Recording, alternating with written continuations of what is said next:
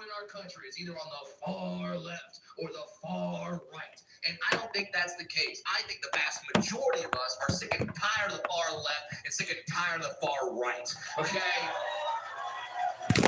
Fuck you. We're not far left. We're not like, wear 5 masks, get vaccinated 14 times, never go outside. You do go outside, if you're alone by yourself in a car, wear a mask. If you're masturbating, wear 2 masks. And goggles for at least separate reason. Never go outside, there's too many variants. You go outside, you'll kill your grandma. We're not that, and we're not Florida.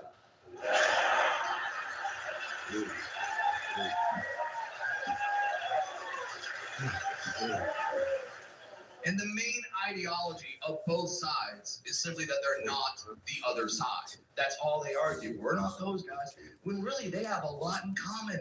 Both sides are snowflakes. Both sides can't take a fucking joke to save their life. Both sides try to cancel shit. Both sides, they see one thing they don't like, they try to shut it down. Right now, there's a group on the far right that's trying to cancel the children's show Peppa Pig.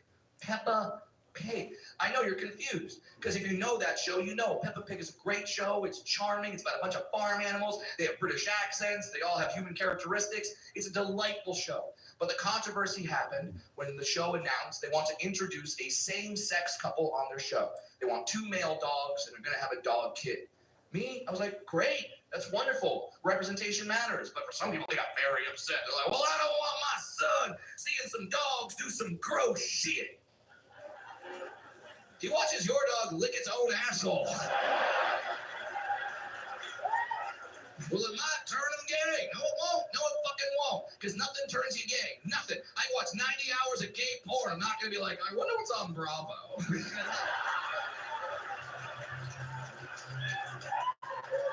Now, I understand there's going to be people out there that disagree with me. And I also know that as a comedian, I'm probably not going to change your mind. All I can say is, what are you truly afraid of in that situation? What do you think is going to happen? Because it's a children's show. All that's going to happen, there's going to be 2 male dogs. They'll stand next to each other. They might hold hands, and the kid will call both of them dad. That's it. Your worst fear is not going to come true. You're not going to turn on a children's show, and it's going to be 2 dogs sucking on each other's pink things, okay? That's not going to go down. It's not going to be like, which one's the gay dog? Oh, the one with 9 nipples pierced. That's not... There's not going to be a very special episode where Peppa Pig comes out and is like, are you a top dog or a bottom dog? It's not... The dog's not going to howl and be like, ah, ooh, no. The dog's not going to introduce himself and be like, okay, my pronouns are arf and rough. Both sides cancel shit. Right now, there's a group on the far left in Canada that successfully canceled the name of a youth hockey division because they said it was too offensive. Don't worry, I'll tell you the name. The name of the youth hockey division, it's been this way for years, has always been the midget division. Now, I feel like I'm uniquely qualified to talk about this. And me personally, I was not offended. I was not. To me, it made sense. Kids, small, midget division. Okay. I'm also kind of proud. We're the only disability that got our own division. The only one. The only one. Nobody else got their division. You can't go out on a Friday and watch the cystic fibrosis slap the puck. It's not going to happen. But some people got offended, and they complained, and they changed the name of the division. The problem is that the new name, I think, is worse. It is, because the new name of the youth hockey division in Canada is the under 18s. Right? That's icky as shit. Oh my God, the under 18s? What the fuck? You can't go to your friends and be like, hey, it's Friday night. Let's go watch the under 18s. You can't say that. The under 18s, my God, why don't you just call it the barely legal division? The commissioner can be Jared from Subway.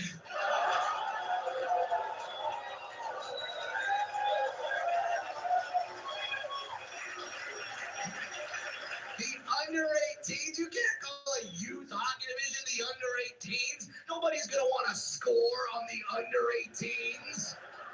At least not before the first period.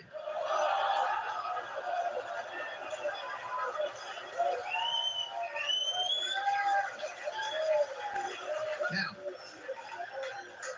Some of you, that joke may have offended you. Okay. I'm not saying you're not allowed to be offended. I'm not saying that at all. I'm not saying you're not allowed to have things that you don't like and you don't prefer. Absolutely not. I'm just saying that we should probably draw a line between I don't like it and it should not exist. There has to be a compromise in between those. Because there's plenty of things we all don't like. I don't like a lot of shit, okay? I don't like the Disney classic film Snow White. I hate that movie. I can think of, 7 reasons off the top of my head. But just because I don't like the movie does not mean it should not be allowed to be out there. You're an adult. You can make that decision for yourself. We don't do that with other things. We don't do that with stuff like sports. You're allowed to like whatever sports team you like. Your friend can like whatever sports team they like. You can still be friends. That's part of the fun, is you like different teams. You watch a game. You talk some shit. It's great. I was watching a basketball game not too long ago with my buddy Adam, and we like different teams. So we're talking shit, and all of a sudden this commercial comes on. I don't know if you saw it here. It's for a company called Roman. The ad just starts off with a voiceover going, "Did you know that 50% of men suffer from erectile dysfunction?" It was just me and Adam in the room watching basketball again. And they're like, 50%? Now we're looking at each other like one of us has to get a boner right now. 50%? Holy shit! Does anyone think that's a real stat? 50%? You understand what that would mean? That would mean boner, no boner, boner, no boner, boner. White guy, backwards baseball hat, definitely no boner. Okay?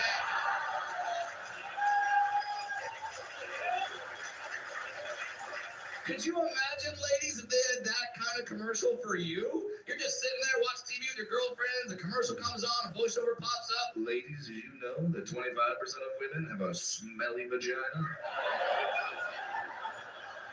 Even if that was real, women wouldn't be like, which one of us is it? No. They would all just yell out, it's fucking Carol.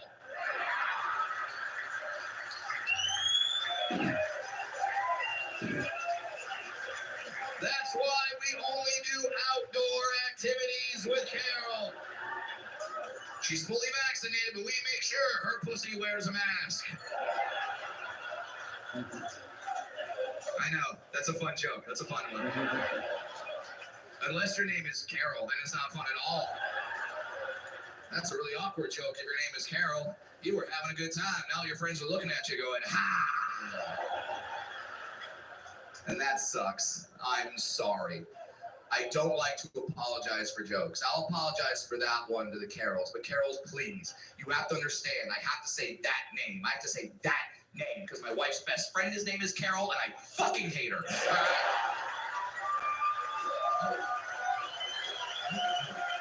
Hate her.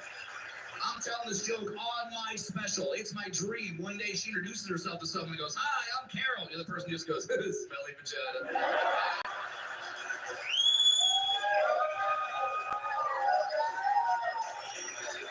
Dude, it's bad. Carol's trying to ruin my marriage. She is. She tells my wife shit all the time. Your husband's a comedian. He's on the road every weekend. What do you think he's doing without you on the road? I'm watching Yellowstone and I'm crying, Carol. All right? Shut up. Snitches get stitches, bitch.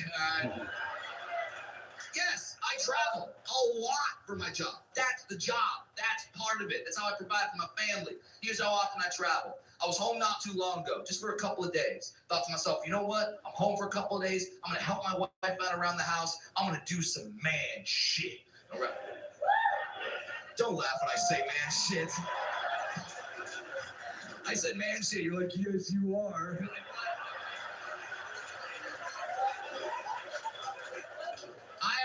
It's got a front yard that's got to get mowed. That's some man shit. I got the lawnmower. I'm going to start the lawnmower. It's hard for me to start a lawnmower. Little arms, no torque. All right? No torque at all. I got to start the lawnmower like son of a bitch. That's what I got to do. I finally get the lawnmower going. Now I got a whole new set of problems because the bar is right there. I can't see shit. I don't know where I'm going. I don't know what yard I'm in. Hey, where's the dog? Bert! Found him. It's bad.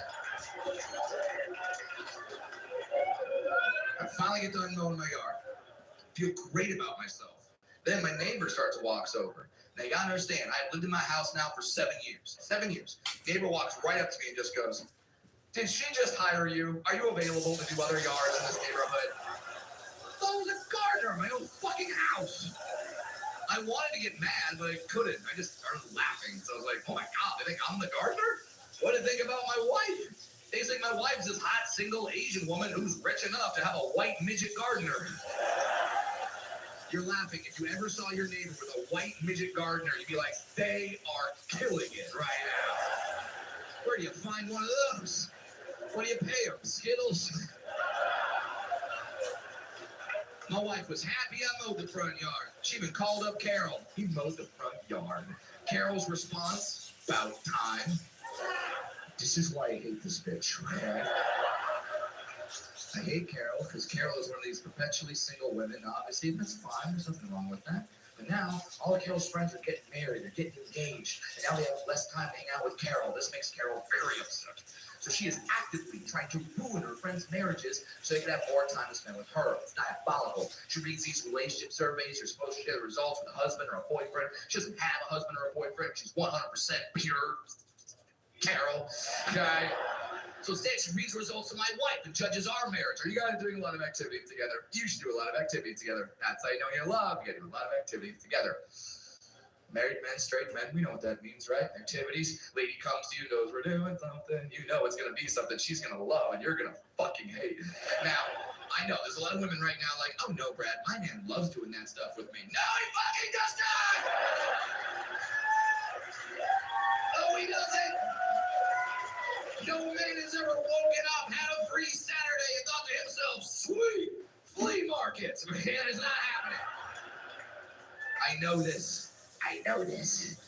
Because I had a weekend off not too long ago. I never get weekends off. I get a weekend off. I like to do nothing. Stay at home, watch the TV, pet the dog. That's what I like to do. And I'm doing that. I'm having a great time. My wife comes in the room, big smile on her face. She's like, okay, I just got off the phone with Carol. Fuck!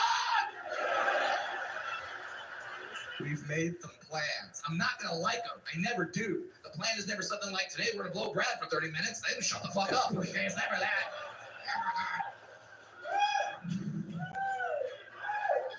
But I'm a good husband.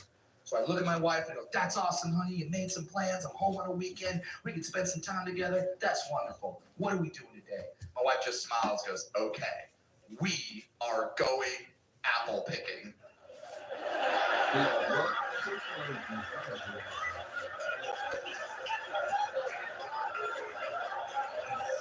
You want to take your dwarf husband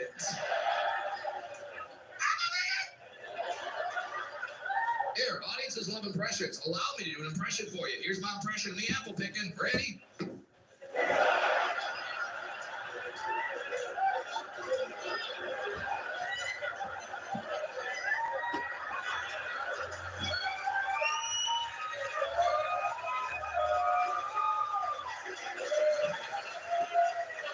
That was me for 4 hours on a Sunday. Why? Why apples? Why not strawberries? That would have made some fucking sense. They grow on the ground. That could be an asset. Run, drag my arm, get them all, one shot. All the Mexicans would be like, he's a legend. But I get why she said that. My wife said apple picking because for her, there's not a problem there. That's the thing you have to remember.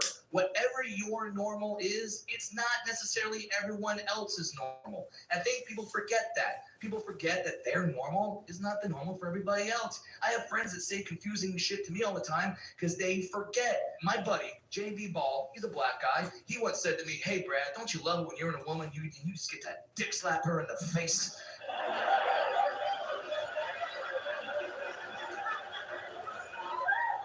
I don't possess the necessary equipment that can dick slap a woman, okay? I can't. Mine doesn't slap. Mine does not slap. I can squish. All right? I can squish, but I can't slap. Now, I've never seen what equipment my buddy JB is working with, but I'm assuming by certain stereotypes and specific porn scenes that I have watched that JB can just reel back and just Will Smith a bitch. Okay, I'm pretty sure. Like, he can do it. He can do it. It probably makes a noise when he does it. He probably does it like, what? Mine doesn't make a noise. I do it, it just goes, wank. Whenever I have sex with my wife, the neighbors think we have ducks in the house. Like, wank, wank, wank, wank, wank, wank, wank.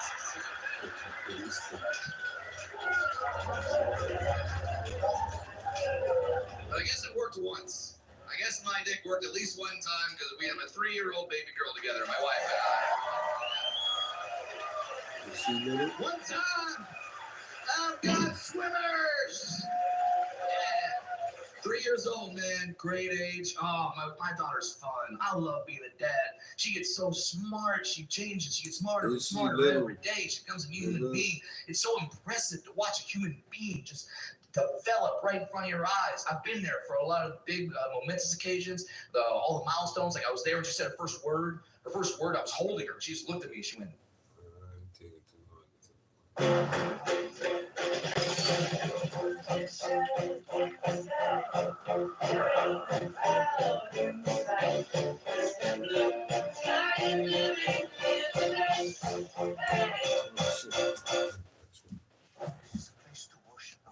But you make it a den of thieves.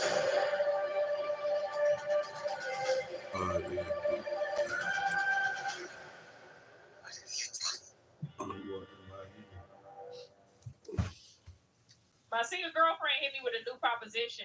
She said it's this new thing where you can manifest a man. She said all you have to do is write a list and the man of your dreams will come into your life. And I was like, ooh, that sounds like some bullshit. How many people here feel like they're here with the person in their dreams? Clap it up. Yeah, you see all the liars in the room? And I love your excitement. You was like, woo! And he was like, no. You couldn't even take your hand off your for 2 minutes, yo. Like, give that woman some claps. It's crazy. I don't have nothing to lose. So I was like, yo, what do we have to do? Because, you know, you got to try everything once. And she was like, first you have to write a list of what you want in a man. And I was like, that's easy because it's very vain. We all know what we want. I want a man that's tall, dark, handsome, with muscles and a good hairline. And she was like, ooh, you're in your 30s. That's asking for a lot. She was like, he's out here, but he's not looking for you. I was like, what? I thought this list was magical. What about Connor? It's crazy. I was like, what do we have to do next? She said, next you have to write a list of what you need in a man. And when I think about married couples, like, what do you need from another human? Like, that's how I wrote my list. And I need a man that's loving, caring, supportive, financially stable, and a family man. And she was like, wow, that's a great list. But, you know, this man doesn't look like the first man you described. It's hard for some of you ladies to laugh because you're sitting next to the man you need and not the man you want.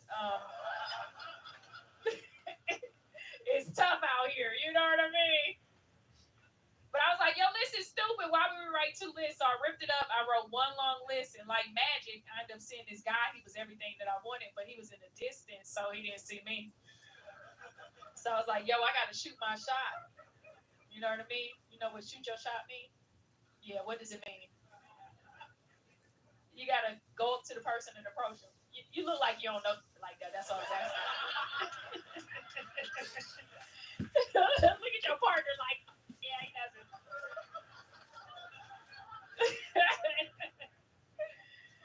I was like, I gotta approach this man. But here's why I don't like to approach people. Childhood trauma. When I was 13 years old, oh my God, I was madly in love with this guy. I used to get butterflies in my stomach, and I did everything to get his attention, but he didn't love me the way I loved him. So as an adult, I went to therapy to process that rejection. And the reason why he didn't love me the way I loved him is because he was my cousin. I'm from Florida. It's okay. You know what I mean? Because a lot of people here in the South know what I'm talking about. Hey! Yeah, look at them clapping. Yeah! Sometimes your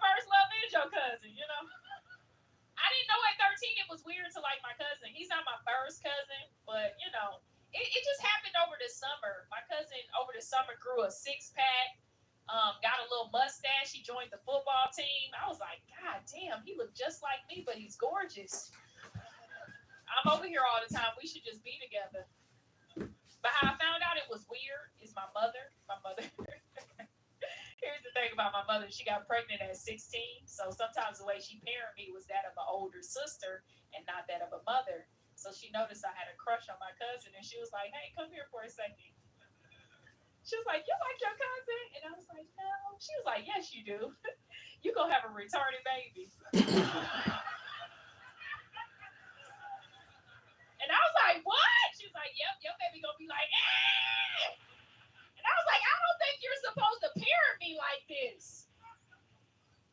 And it takes a while to fall out of love. It's a process. I'm still playing with my cousin, and every time she would see us playing in the distance, she'd be like, psst, psst. Keep playing. You guys have fun. Yo, when I was younger, my mother was my first bully. I used to pray for a mother in her 40s. You hear me? But I got over my fear of rejection. I went up to this guy and I said, hey. He said, hey. I was like, are you single? He said, yes. I was like, this is going good. I'm shooting my shot. Okay. Boom. Up in that thing. What's the next question we should always ask a man?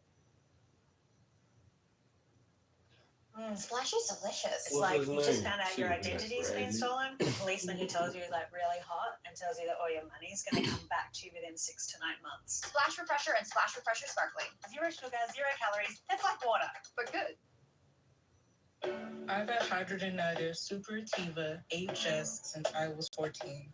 My abscesses were taking over. It affected my sleep, school, and life. I went to see doctors, was even told it was nothing. It wasn't nothing.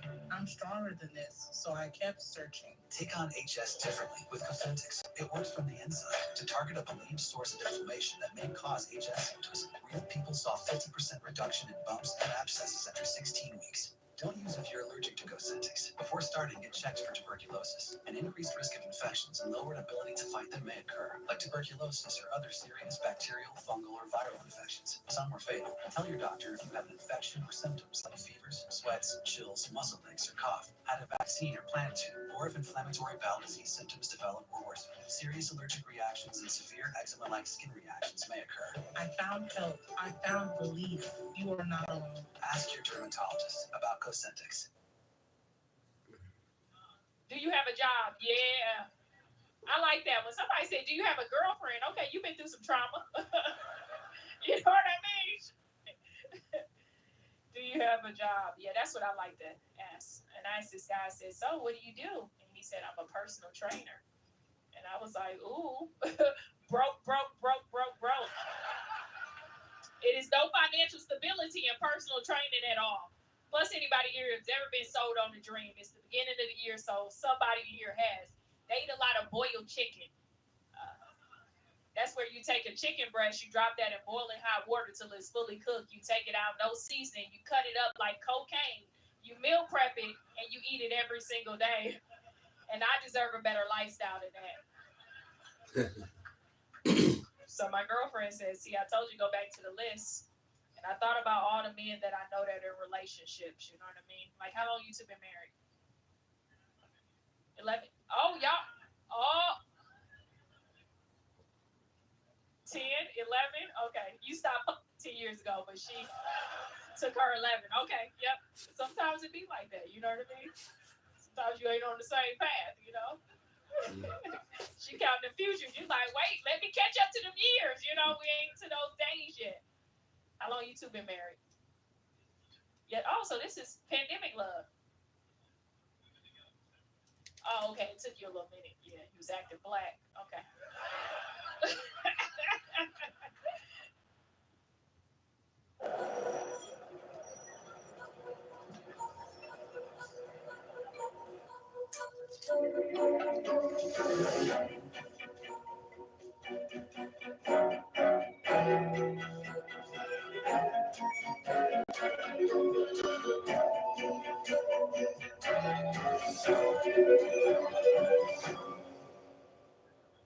Find where you fit. Dare to discover.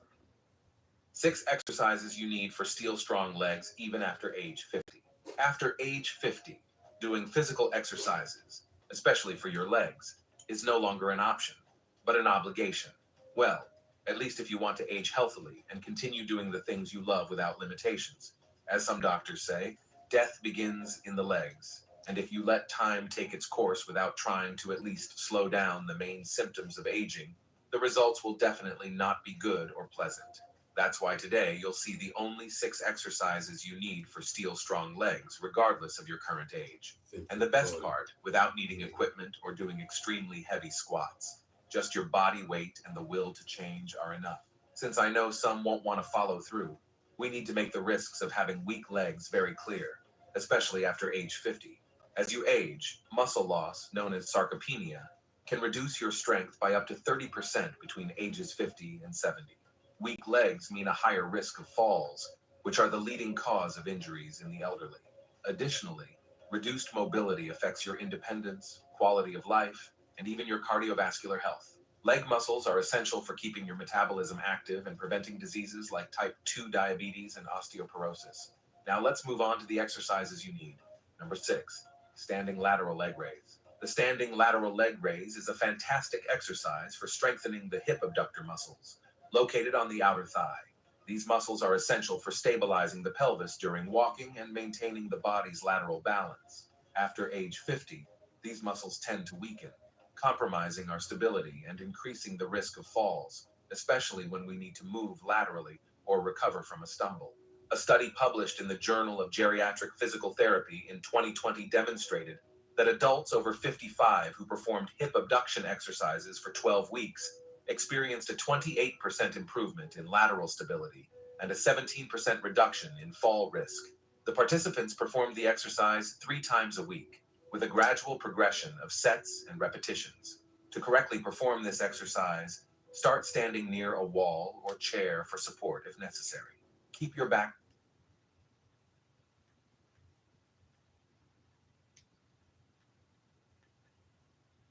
with friends on weekends.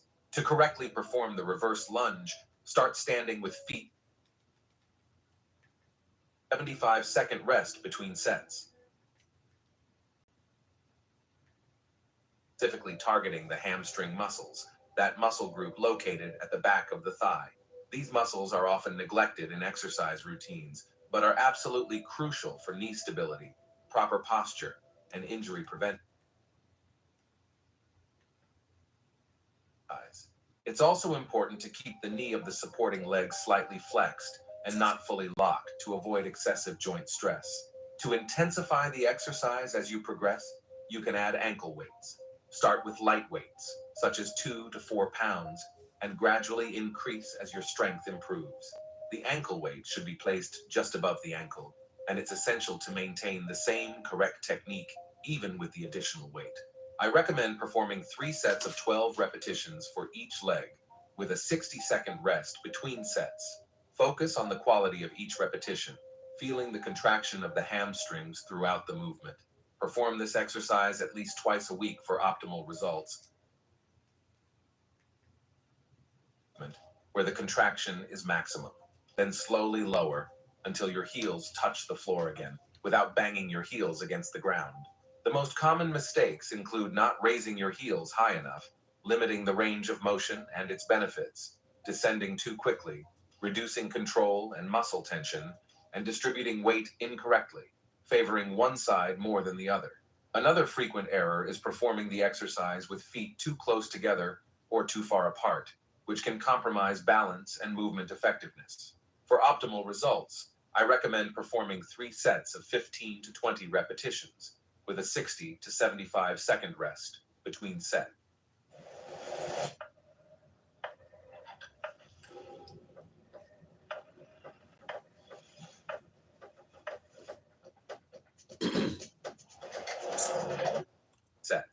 The higher volume of repetitions is beneficial for the calves, which are muscles with a high proportion of endurance fibers. For variation and progression, you can perform the exercise with only one leg at a time, significantly increasing the intensity, or add an elevated surface like a thick book or a step to increase the range of motion.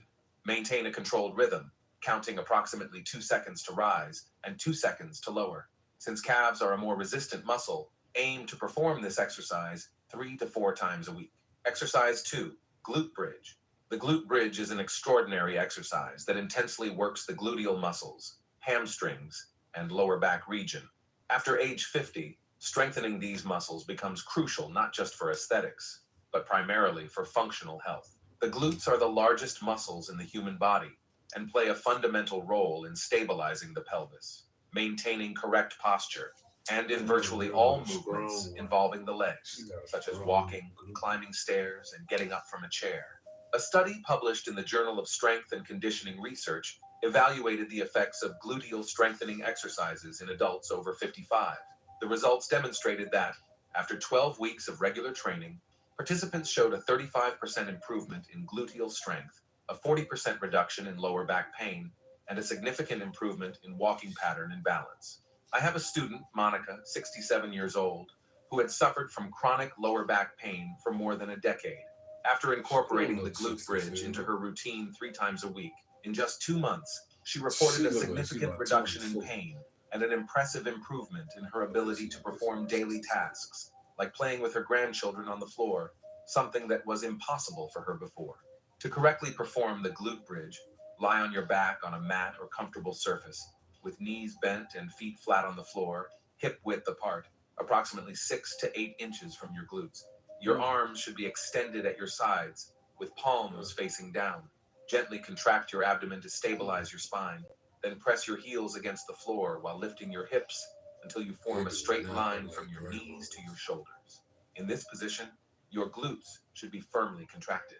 Hold the position for 2 to 3 seconds at the top, and then slowly lower, vertebra by vertebra, until your hips lightly touch the floor again.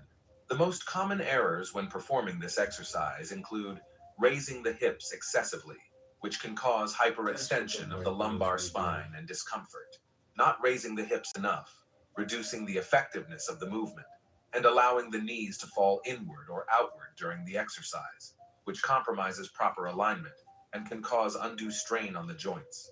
Another frequent error is not actively contracting the glutes at the top of the movement, which is essential to maximize the benefits.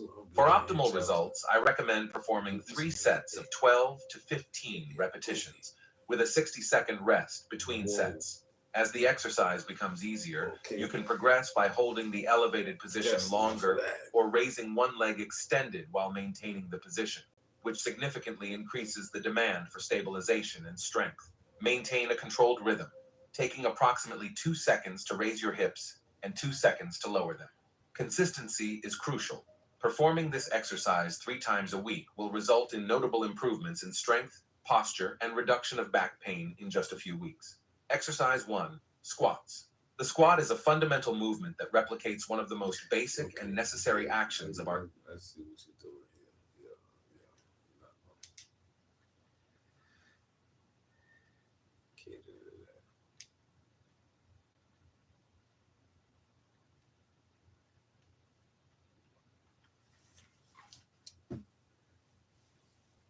Top 10 Black-friendly countries where you can live for $1,000 a month. Yes, you read that right. Just $1,000, less than some people's rent in the US, can cover your entire monthly living expenses in these Black-friendly countries on a budget. And no, I'm not talking about some shack in the middle of nowhere.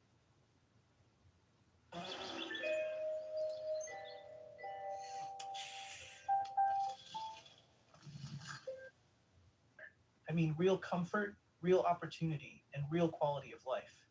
For Black expats tired of sky-high costs, racial tension, and the constant side-eye in coffee shops, moving abroad isn't just a dream, it's a smart financial move.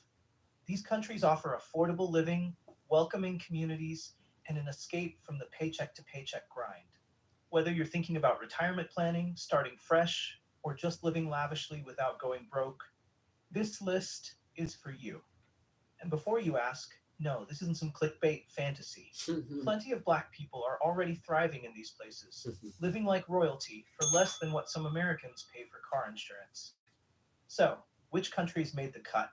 Stick around, because some of these destinations will shock you. Hit that like button, Subscribe for more travel insights, and let's dive in.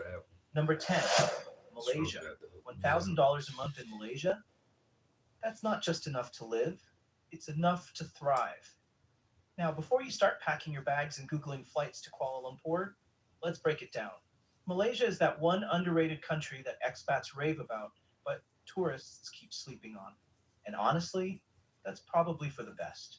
Because while everyone else is scrambling to overpay for lattes in Europe, you could be enjoying a luxury high-rise apartment, world-class street food, and year-round warm weather, all on a budget. Now, I know what you're thinking, but isn't Malaysia expensive? Well, yes and no. If you insist on living in a penthouse in downtown Kuala Lumpur, you might need to stretch that $1,000. But if you explore places like Penang, Georgetown, or even smaller cities like Ipoh, you'll find that your money goes way further. Rent, around $400. Local meals, $2. Transportation, dirt cheap. And let's talk about the food. Because if you're a foodie, Malaysia is basically heaven on a plate. The country is a melting pot of Malay, Chinese, and Indian influences, meaning you can get everything from char kway teow, stir-fried noodles, to nasi lemak, coconut rice with spicy sambal for the price of pocket change.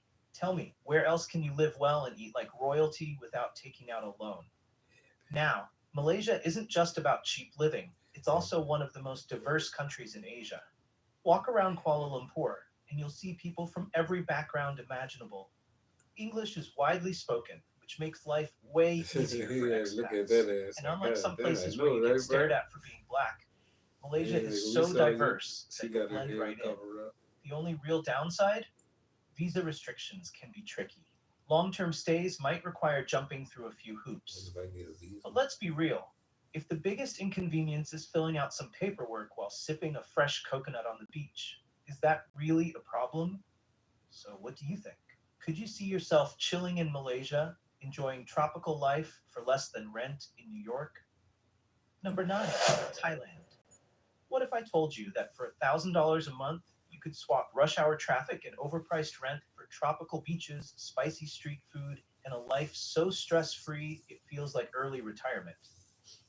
Welcome to Thailand, where your dollars stretch further than your patience in a long TSA line. Thailand is one of those places that expats either never shut up about or never leave. And honestly, I get it.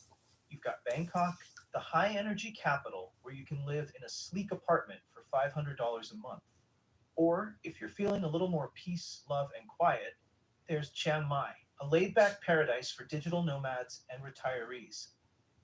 And let's not forget Pattaya, where the beach meets nightlife in a way that keeps both the early birds and the party animals happy. Now let's talk cost of living. Rent, $300, $600, depending on how fancy you want to get. Street food, $2 for a plate of pad thai that'll make you question everything you thought you knew about flavor. Transportation, a few bucks will get you from one end of the city to the other on a tuk-tuk, though you might lose a bit of dignity bargaining for a fair price. But what about being black in Thailand? Well, here's the thing. Thailand is one of those countries where curiosity sometimes beats common sense. You might get a few stares, maybe even a random request for a selfie, because apparently being black makes you a low-key celebrity in some parts. But aggressive racism? Not really. The Thai people are generally friendly, welcoming, and more concerned with whether you've tried their food than what you look like. Of course, no place is perfect. Thailand has a love-hate relationship with visas, so you'll need to keep up with the latest rules or get good at border runs. But honestly, if the biggest inconvenience in life is taking a weekend trip to Cambodia just to reset your stay, is that really a problem? So tell me, does trading your 9 to 5 for $1 massages, island hopping, and unlimited mango sticky rice sound like a fair deal? Number 8, Philippines. For $1,000 a month, you could barely survive in New York. In the Philippines, you're out here living like royalty, with a beachfront view, fresh mangoes for breakfast, and change left over for a few island hopping adventures. Now let's talk about Filipinos, the most welcoming, friendly, and karaoke-obsessed people you will ever meet.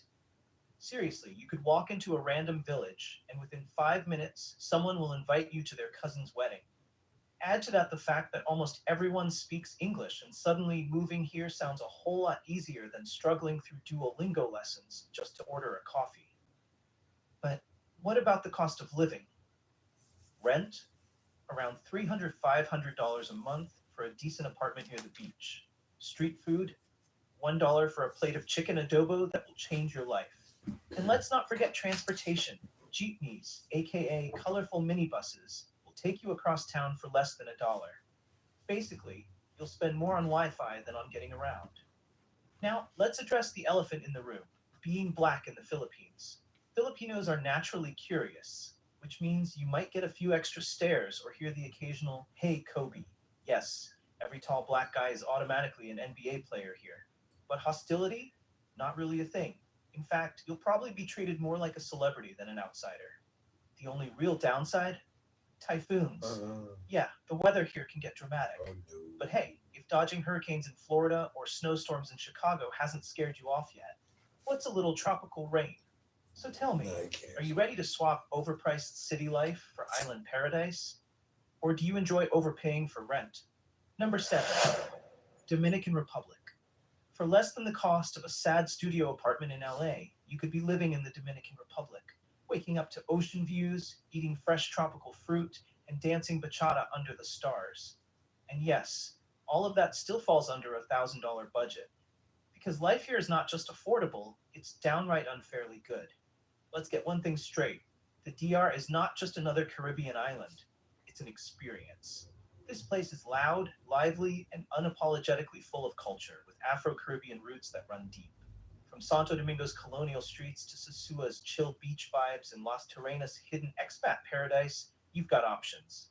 Big city, small town, or straight up island escape? Pick your flavor. Now let's talk numbers. Rent, around $400, $600 for a solid apartment. Street food, a plate of rice, beans, and polo guisado for under $5. Transportation, public taxis and moto taxis will get you anywhere for pocket change. Basically, for the price of a sad fast food meal in the US, you're eating good and living even better. And how's life for Black expats? Culturally, you'll feel right at home because the Dominican Republic has strong African influences in its food, music, and traditions. But here's the plot twist. There's some internalized colorism, so while you'll blend in, you might still get a few odd comments about skin tone. Annoying? Yes. Deal breaker? Nah.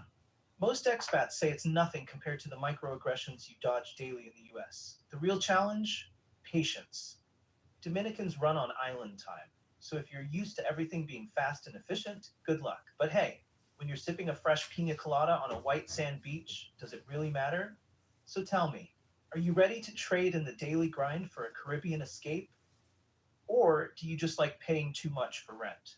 Number 6, Brazil. There's a place where the rhythm of the streets feels like home, where the food is seasoned to perfection, and where you can stretch $1,000 further than your last paycheck in the US. Welcome to Brazil. And no, we're not talking about just any part of Brazil. We're talking about Salvador, Bahia, the Afro-Brazilian capital of the world. Let's get one thing straight. Brazil has the largest Black population outside of Africa. That means you're not just moving to a place where you'll feel welcomed, you're moving to a place where Black culture is the foundation. From the drumming rhythms of candomblé to the capoeira fighters flipping through the streets, Salvador isn't just a city, it's an experience.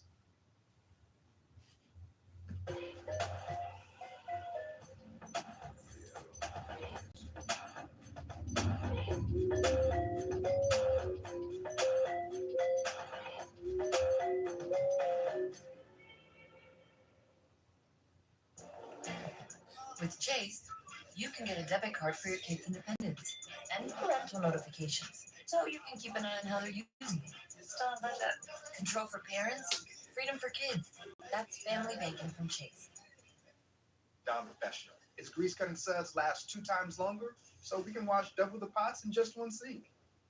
And just like that, my hair is all blown out, and it's thanks to this L'Oreal Paris Bond Repair Oiling Serum. Also protects from heat up to 450 degrees. Are you seeing what I'm seeing? I'm also going to add a little bit of a finishing touch to the ends. Enough said, this product is less than $15, and you all need it. You have something us have. Answers get How to Train Your Dragon in A.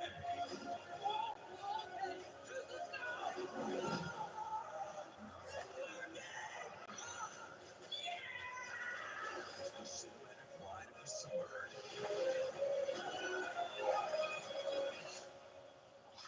How to Train Your Dragon. You ready? In theaters June 13th, rated PG. Now, let's break down the cost of living. You can rent a decent one-bedroom apartment for $400 to $600. Eat your way through Bahian street food, hello akaraje, for $3 a meal. And take public transport across the city for pennies. If you've ever spent $50 on brunch in the US, just know that in Brazil, that same money can get you a week's worth of fresh seafood, fruits, and all the coconut water your heart desires. Wow. But let's talk reality. Yeah. Brazil isn't all beaches and samba. While the people are warm and the culture is unmatched, you'll need to learn Portuguese to fully enjoy the experience. Google Translate will only take you so far. And let's be honest, no one wants to be that expat who's been living somewhere for years, but still can't order coffee without pointing at the menu. And then there's safety. Some areas, totally fine. Other areas, let's just say you'll want to keep your valuables out of sight and not go exploring random alleyways at night. But hey, if you've survived cities like Chicago, Detroit, or Atlanta, you already have the street smarts to navigate Brazil. So, tell me, does Brazil sound like your vibe, or are you sticking to overpriced apartments back home? Quick pause. If you're enjoying this list so far, and you're seriously considering moving to one of these Black-friendly, budget-friendly countries, go ahead and hit that like button. It helps more people, just like you, discover new opportunities abroad. And if you haven't already, subscribe to Virtual Travel by Brian, because trust me, you don't want to miss the next country on this list. It might just be your dream destination. Now, let's get back to it. Number 5, Panama. Let's talk about a country where you can sip your morning coffee on a balcony overlooking the Pacific, take a midday stroll through a historic Afro-Caribbean neighborhood, and wrap up your evening with fresh ceviche, all without setting your wallet on fire. Welcome to Panama, where the living is good, the weather is warm, and the Black history runs deep. Now, you might be thinking, isn't Panama just a canal and some skyscrapers? Absolutely not. This country is a melting pot of cultures, and Black Panamanians have been shaping it for centuries, especially in places like Colón, Portobello, and Panama City's Afro-Caribbean neighborhoods. You'll hear Spanish mixed with Creole, see African and Caribbean influences in the music, and taste it in the food. Pro tip, if you don't leave Panama without trying sancocho, you've failed yourself. So how far does $1,000 a month get you here? Well, that depends on your lifestyle.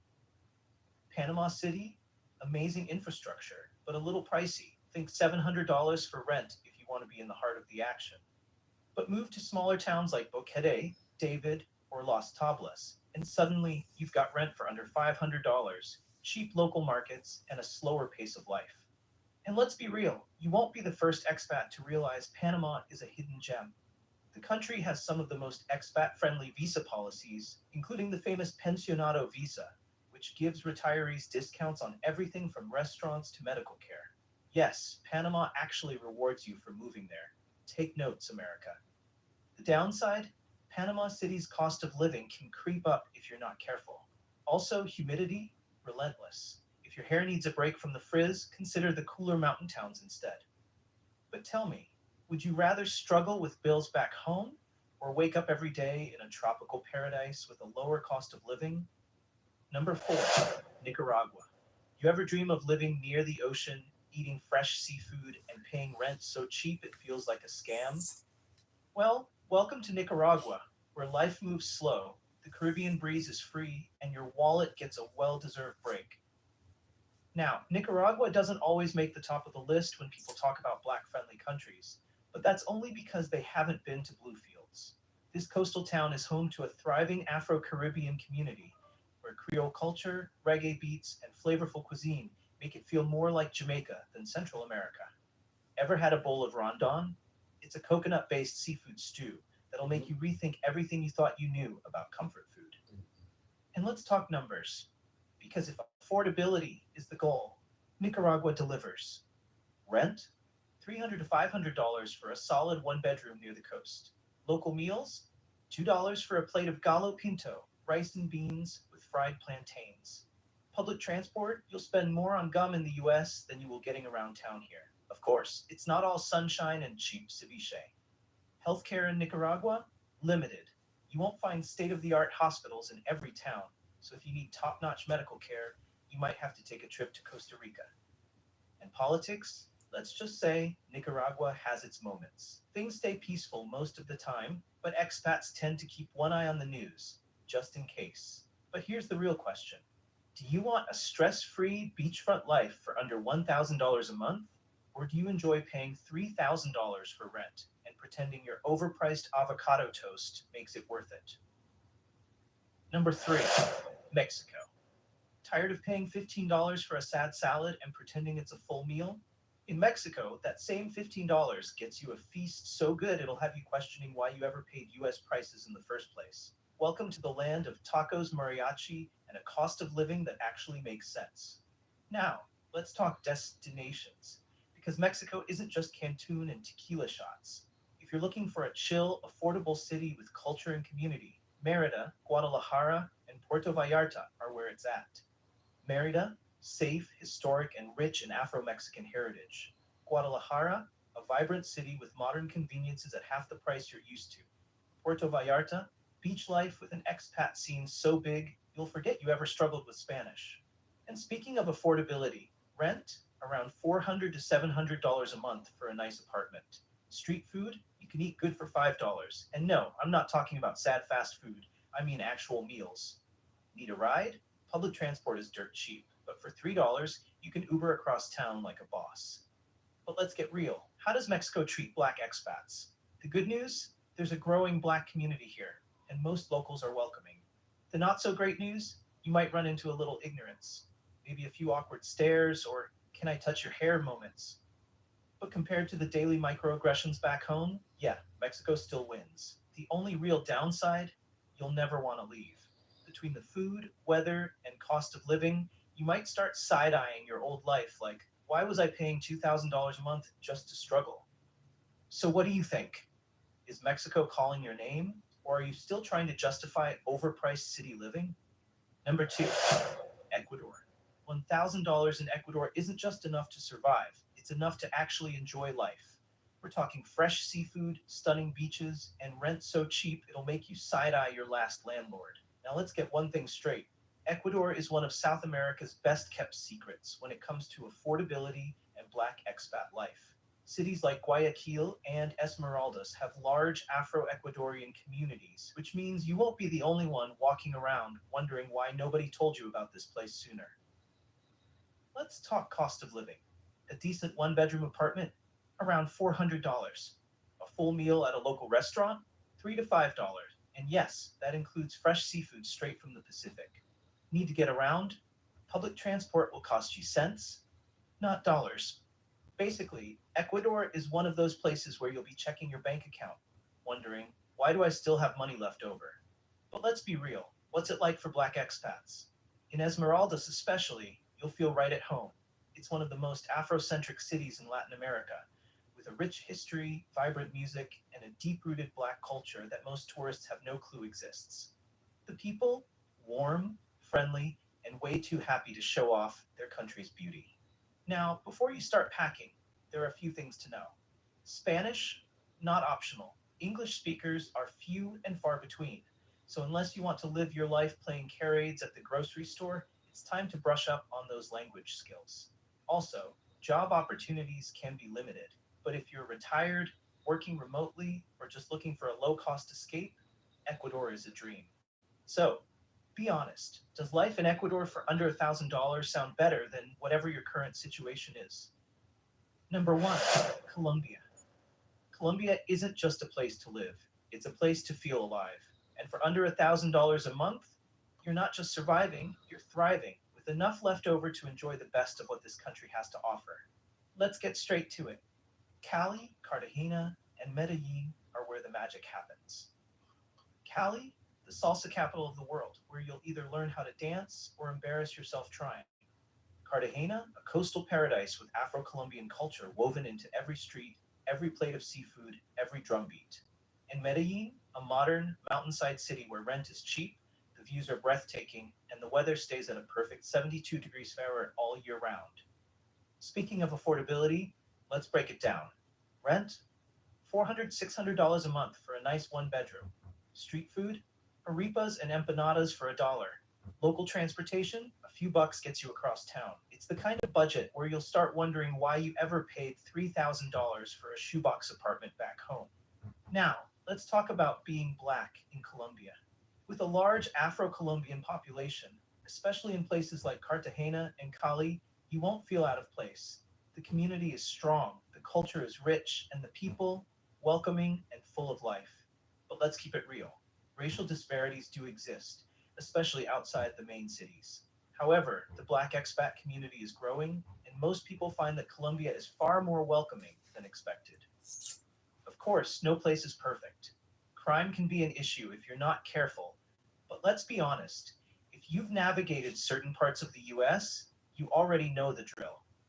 Stay smart, know your surroundings, and you'll be just fine. So what do you think? Could you see yourself dancing through life in Colombia for less than what you pay in bills back home? Let me know in the comments. And before you go, if you liked this list, check out the videos on the end screen for more insight on the best places for Black expats to live, work, and retire. Hit that like button, subscribe for more travel content, and I'll see you in the next video.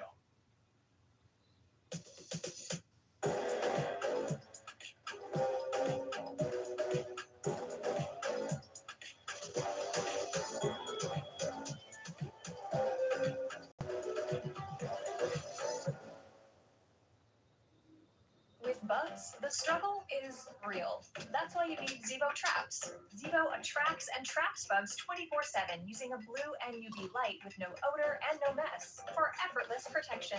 Zevo, people friendly, bug deadly.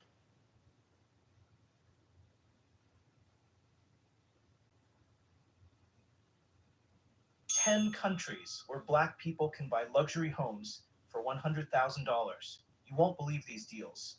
Sounds crazy, right? 100 grand barely gets you a decent parking spot in some US cities, but overseas, that same budget can land you a luxury home. Yes, a real one, with ocean views, private pools, and marble floors so shiny they make your grandma's best china look dull. Black expats and investors are cashing in on these deals, snatching up properties that would cost millions elsewhere. Whether it's a sleek city condo, a beachfront retreat, or a countryside escape, these 10 Black-friendly countries where you can buy luxury homes for under $100,000 are turning heads. And no, we're not talking about fixer-uppers that require a miracle and $1 million renovation. These are move-in ready homes in stunning locations.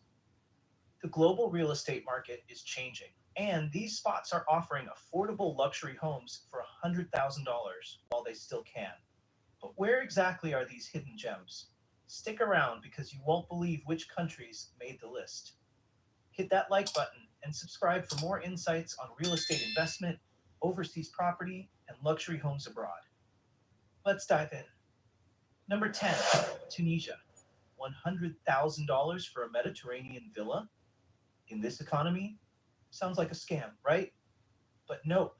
Tunisia is handing out luxury homes at prices that'll make you rethink your entire life plan. You could be sitting in traffic back home, or you could be sipping mint tea on the terrace of your own Mediterranean-style villa in Hammamet or Sousse, staring at the sea like some oil tycoon. Now let's be real. When people think of luxury real estate, they usually picture places like France or Italy. But Tunisia?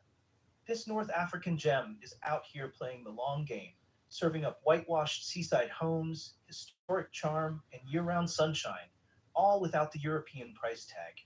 And while your friends are flexing overpriced apartments in New York or LA, you could own a full-fledged villa in Tunisia for less than the price of a down payment on a shoebox in those cities. Tunisia isn't just a place, it's a vibe. The cost of living is shockingly low, meaning you can enjoy fresh seafood, local markets, and beachside cafes without having to check your bank account every 5 minutes. And the culture? A perfect mix of African warmth and Arab elegance, where hospitality is a way of life. Think Morocco meets Italy, but without the tourist traps and overpriced espressos. And let's talk climate. Tunisia has 300 days of sunshine a year.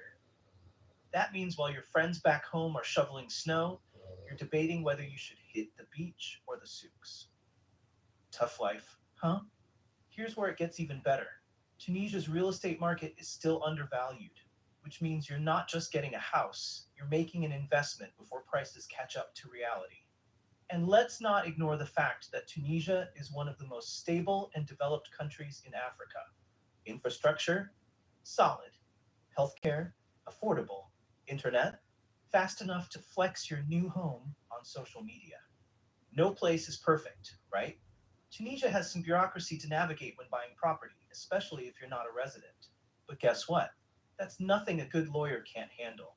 And let's be honest, a little paperwork is a small price to pay for Mediterranean luxury at a fraction of the cost. So, are you ready to trade stress for sunsets? Number 9, the Philippines. $100,000 in the US might get you a rundown studio apartment with a charming view of a brick wall. But in the Philippines, that same budget lands you a beachfront condo in Cebu, a sleek high rise in Manila, or a modern apartment in Davao City with a balcony overlooking paradise. That's right, you could be waking up to ocean breezes and sipping fresh mango juice on your private terrace, all while your friends back home are stuck in traffic debating if they can afford avocado toast this week. Now, before you start packing your bags, here's the deal. Foreigners can't own land in the Philippines. But don't panic, you can own a condo outright as long as the building is at least 60% Filipino owned. So, no, you won't be buying a rice farm or a private island anytime soon. But let's be real, a luxury condo with resort style amenities sounds a lot better than maintaining a giant lawn, doesn't it? The Philippines is a dream for Black expats who want to stretch their dollars without sacrificing comfort. The cost of living? Ridiculously low. A three-course meal in a nice restaurant costs less than a Starbucks order back home, and rent is about 80% cheaper than in the US. That means you can live like royalty without the stress of American bills chasing you down. But let's talk about the real reason people fall in love with the Philippines: the vibes. The people here, some of the friendliest you'll ever meet. The beaches, straight up screensaver material. The culture, a mix of Spanish, Malay, and American influences, making it both familiar and exotic at the same time. And if you like warm weather, congratulations, you just signed up for year-round summer.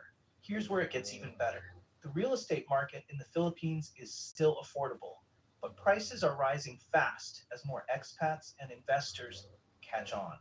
That $100,000 deal today might be $150,000 next year. So, unless you enjoy paying more for the same thing later, now's the time to jump in. So, the real question is, would you trade cold winters and high rent for beachfront sunsets and $3 dinners? Number 8, South Africa. Ever looked at a luxury home online and thought, who on earth can afford this? Well, plot twist, you can. And no, I'm not talking about moving into your cousin's guest room rent-free. I'm talking about owning a full-fledged modern home in South Africa. Gated community, security, and all, for what you'd pay for a used Honda in the US. South Africa has some of the most stunning real estate on the planet, and thanks to the favorable exchange rate, your dollars go a long way here. That $100,000 budget? It can land you a modern home in Johannesburg, a chic apartment in Cape Town, or a spacious property in Durban. The kind of places you see in real estate ads where people are casually sipping coffee on oversized balconies, acting like they don't have a care in the world. And let's talk gated communities. In the US, those are reserved for the ultra-rich and reality TV stars dodging paparazzi. But in South Africa, they're a standard option. Think 24/7 security, beautifully landscaped streets, and houses that make you feel like you finally made it, all without selling a kidney. Now, why is South Africa such a steal? The exchange rate is working in your favor. As of now, $1 is worth nearly 19 South African rand. That means your money stretches like it's been doing yoga for years. While people in the US are struggling to buy groceries, you're out here buying a whole house with extra change for furniture, renovations, and maybe even a housewarming party. All right, let's talk lifestyle. Johannesburg is the financial powerhouse. big city energy, skyscrapers, and a nightlife scene that refuses to sleep. Cape Town, straight up postcard material, beaches, mountains, and restaurants so fancy you'll forget you're only spending $10 on a meal. And Durban, tropical vibes, warm beaches, and a huge Indian and African cultural influence that makes the food scene absolutely legendary. And before you ask, yes, South Africa has a large black population, about 80% of the country, in fact. So, if you've been looking for a place where you feel like you belong, this might just be it. Of course, no place is perfect. South Africa has had its challenges with crime, and that's why gated communities are a big deal, not just for safety, but for that extra peace of mind. But honestly, doesn't every country have its good and bad areas? You're not going to be moving into a war zone. You're moving into a luxury home in a secure neighborhood where people are out here enjoying life. So, here's the million rand question. Would you trade in your overpriced US rent for a luxury home in sunny South Africa? Number 7, Dominican Republic. Picture this. You wake up to crystal clear waters, palm trees swaying in the breeze, and a beachfront villa that looks like something straight off a postcard.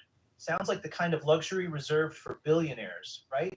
Wrong. In the Dominican Republic, this could be your life for the price of a glorified shoebox in New York or LA. Let's talk locations. Punta Cana, the place where influencers and spring breakers go to flex on Instagram. Yeah, you can actually own property there, not just visit for a weekend and leave broke. Then there's Sosua, where the beaches are golden and the nightlife never sleeps. And let's not forget Puerto Plata, a hidden gem that gives you Caribbean beauty without the tourist crowds.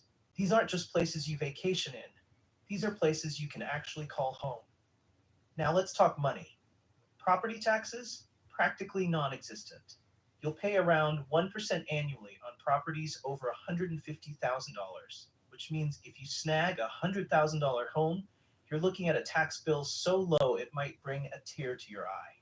Compare that to what you'd pay in the US, and suddenly you realize Uncle Sam has been robbing you blind. And let's be real, owning a home in the Caribbean isn't just about affordability, it's about lifestyle. You get year round warm weather, beaches at your doorstep, and fresh seafood that doesn't cost a small fortune. Imagine trading in your daily stress for sunsets and mojitos on your private balcony. One thing people don't talk about enough, the Dominican Republic is becoming a hotspot for Black expats. Whether it's African Americans looking for a fresh start or Afro Caribbeans returning to their roots, the DR is a place where you won't feel like an outsider. The culture is vibrant, the people are welcoming, and the music? Don't even get me started. You'll find yourself dancing bachata before you even unpack your suitcase. Of course, no place is perfect. You'll need to learn a little Spanish, unless you want to be the expat constantly yelling, "Hablas inglés?" at everyone. And while the cost of living is low, imported goods can be pricey. So if you're addicted to American brand peanut butter, you might have to make some sacrifices.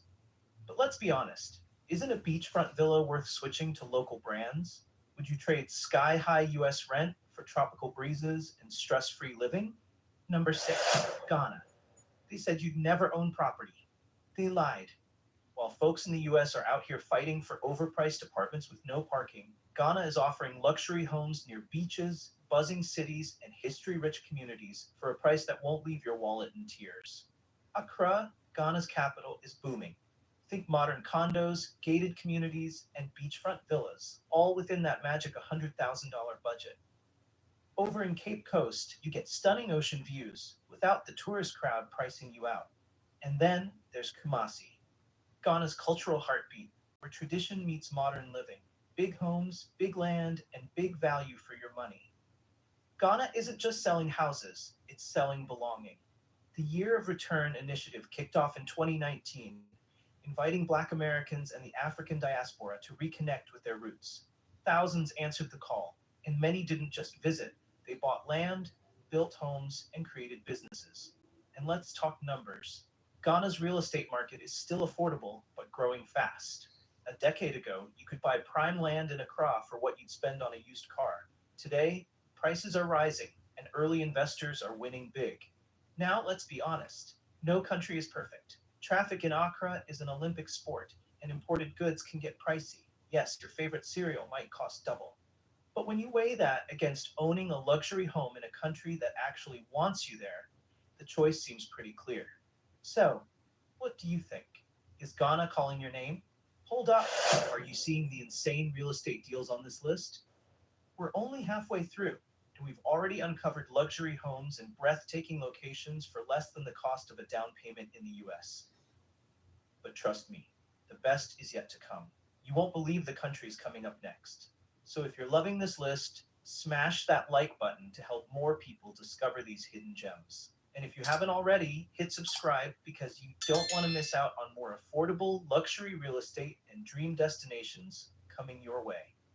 All right, back to the countdown. Let's see where else you can buy your dream home for $100,000. Number 5, Mexico. Someone's paying $3,000 a month for a one-bedroom in LA, and you're about to own a whole modern home in Mexico for the same price. Let that sink in.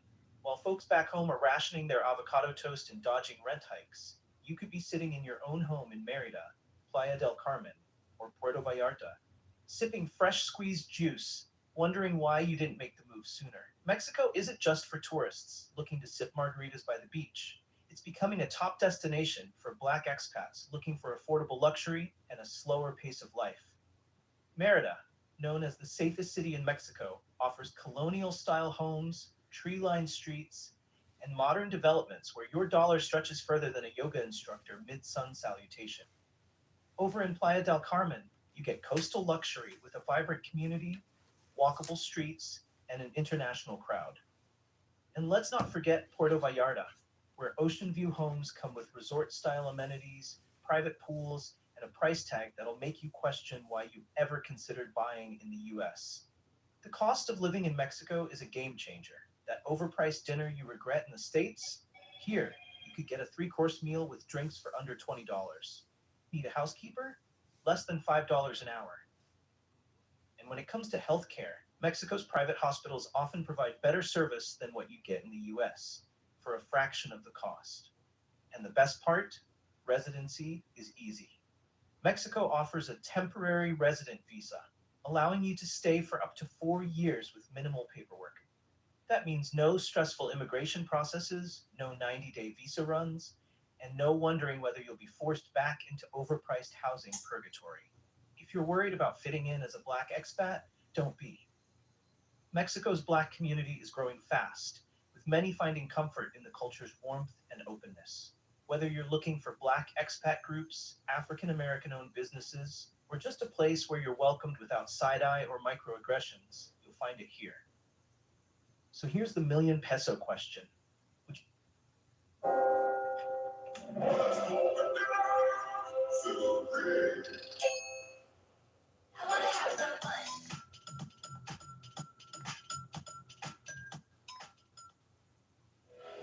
A diaper this leak-free sets them free. Only Pampers Cruisers 360 have a 360 stretchy waistband for up to 100% leak-proof fit on every wild child. Pampers Cruisers 360, now with a new low price. University of Maryland Global Campus is a school for real life, one that values the successes you've already achieved. Earn up to 90 undergraduate credits for relevant experience, and get the support you need from your first day to graduation day and beyond. What will your next success be? It's what sets you apart, the moment of truth. It's the unstoppable force that carries you forward.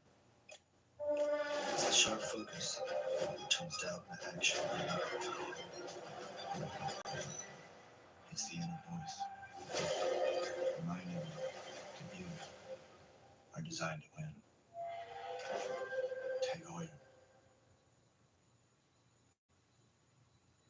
Would you swap overpriced rent and cold winters for affordable luxury and year-round sunshine? Number 4, Brazil. Some people are out here paying $100,000 for a rundown fixer-upper in the US. And meanwhile, Brazil is over here handing out ocean view homes like party favors. Yes, you read that right. Salvador, Bahia, and Fortaleza are serving up beachfront real estate with price tags that seem like a typo. Let's start with Salvador, Bahia, the the beating heart of Afro-Brazilian culture. Think rich history, lively festivals, and a community where Black people don't just exist, they thrive. The food, seasoned to perfection. The music, infectious. The vibe, unmatched. And unlike in the US, you won't have to go searching for diverse neighborhoods because this city is unapologetically Black. Then there's Fortaleza, a coastal paradise where ocean views and modern apartments go for what some folks spend on a year of rent back home. The beaches here, postcard perfect. The seafood, so fresh it might still be swimming. And with Brazil's cost of living, your budget stretches further than a capoeira master mid-kick. Some countries make foreigners jump through flaming hoops to buy property, but not Brazil. There are no restrictions on foreign ownership, meaning you can own land, a condo, or even a whole beachfront villa without needing a local partner. And before you ask, yes, that includes full ownership rights, no sneaky loopholes or long-term leases disguised as ownership. Brazil's real estate prices remain shockingly low compared to the US or Europe. That means your $100,000 isn't getting you some tiny studio, it's buying you space.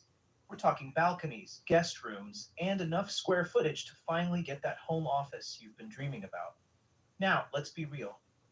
Brazil is a paradise with personality. You'll need to brush up on your Portuguese or get really good at hand gestures. And like any major country, it has its good and bad areas. But if you're looking for a place where Black culture is celebrated, the cost of living is low, and the beach is never far away, Brazil might just be your next home. So tell me, would you make the move to Brazil?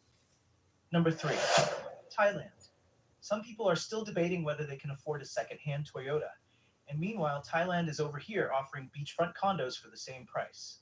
Let that sink in. Chiang Mai, Pattaya, and Phuket aren't just travel destinations. They're places where you can own a modern luxury condo and live like a VIP without burning through your savings. Let's talk locations. Chiang Mai, a digital nomad paradise where the streets are lined with temples, the cost of living is ridiculously low, and your biggest decision of the day is whether to have authentic Thai curry or fresh mango sticky rice for lunch. Then there's Pattaya, the lively beach city where the nightlife is wild and the ocean views are even better. And finally, Phuket, where your Instagram will never be the same again. White sand beaches, turquoise waters, and island life at its best. For under $100,000, you can get a modern, fully furnished condo with amenities like pools, gyms, and 24/7 security. Meanwhile, back in the US, $100,000 won't even get you a decent parking spot in some cities. Make it make sense. Now let's get one thing straight. Foreigners can't own land in Thailand. The laws say, nice try, but nope. However, here's the loophole. You can buy a condo outright, as long as at least 51% of the building is Thai-owned. No long-winded legal workarounds, no shady deals, just straight-up ownership. Want to own land? You'll need a Thai business partner or lease agreement, which some people do, but a condo is the simplest way to go. And honestly, do you really need a whole plot of land when you're steps away from a private beach, infinity pool, and all the pad thai you could ever want? Thailand isn't just affordable, it's ridiculously affordable. We're talking about $2 street food meals that taste better than anything you've had back home, cheap luxury massages, and healthcare so good that people fly in just to get treated here. And let's not forget that Thailand is one of the most welcoming countries for Black expats. Locals are friendly, the vibe is laid back, and if you enjoy warm weather, congratulations. You'll never have to deal with winter again. So what's stopping you? Are you staying in a high-cost city just for the privilege of paying too much rent? Or are you ready to swap that for a life of sunsets, street markets, and high-rise living for a fraction of the cost? Number 2, Colombia. Rent in the US is so high that people are paying thousands just to live in a shoebox. Meanwhile, Colombia is handing out colonial mansions and beachfront properties for the price of a used car. Yes, you heard that right. For $100,000, you could be living in Cartagena, Medellin, or Cali, surrounded by history, culture, and views that look straight out of a movie. Cartagena is pure magic, a city where cobblestone streets meet Caribbean beaches, and the buildings look like they were dipped in gold at sunset. Here, you can own a colonial-style home with high ceilings, Spanish architecture, and a courtyard so beautiful it belongs on a postcard. The best part? You're steps away from the ocean, fresh seafood, and some of the most vibrant nightlife in South America. Over in Medellin, the city of eternal spring, you get perfect weather year-round, modern condos with mountain views, and a lifestyle so affordable that dinner and drinks might cost less than a coffee back home. Meanwhile, Cali, the salsa capital of the world, is full of energy, music, and a growing real estate market where you can get a luxury home for a fraction of US prices. Colombia isn't just beautiful, it's welcoming. With one of the largest Afro-Latin populations in the world, it's a place where Black expats feel at home. Towns like San Basilio de Palenque, the first free Black town in the Americas, show just how deep the history runs here. Plus, let's be honest, Colombians love Black culture. The food, the music, the style, it all blends seamlessly into their way of life. Walk through any major city, and you'll see Black-owned businesses, Afro-Colombian festivals, and a level of appreciation that feels refreshing compared to certain places. Cough looking at you, US. Living in Colombia means luxury for cheap. A beachfront condo in Cartagena? Under $100,000. A modern apartment in Medellin with city views? About the same. And with Colombia's cost of living, you can afford a housekeeper, chef, and a weekly massage without having to be a millionaire. Colombia is vibrant, affordable, and welcoming. So why are you still overpaying for rent back home? Would you trade in high costs and cold winters for tropical breezes and historic charm? Number 1, Turkey. Let's be real. How many times have you looked at home prices in the US and thought, yeah, I'll just live in my car instead? Meanwhile, over in Turkey, that same money can land you a modern villa, a penthouse with city views, or a seaside retreat in places like Istanbul, Antalya, or Izmir. That's right. You could be sipping Turkish tea on a private balcony overlooking the Bosphorus, while back home, folks are still trying to outbid each other on a rundown apartment with no parking.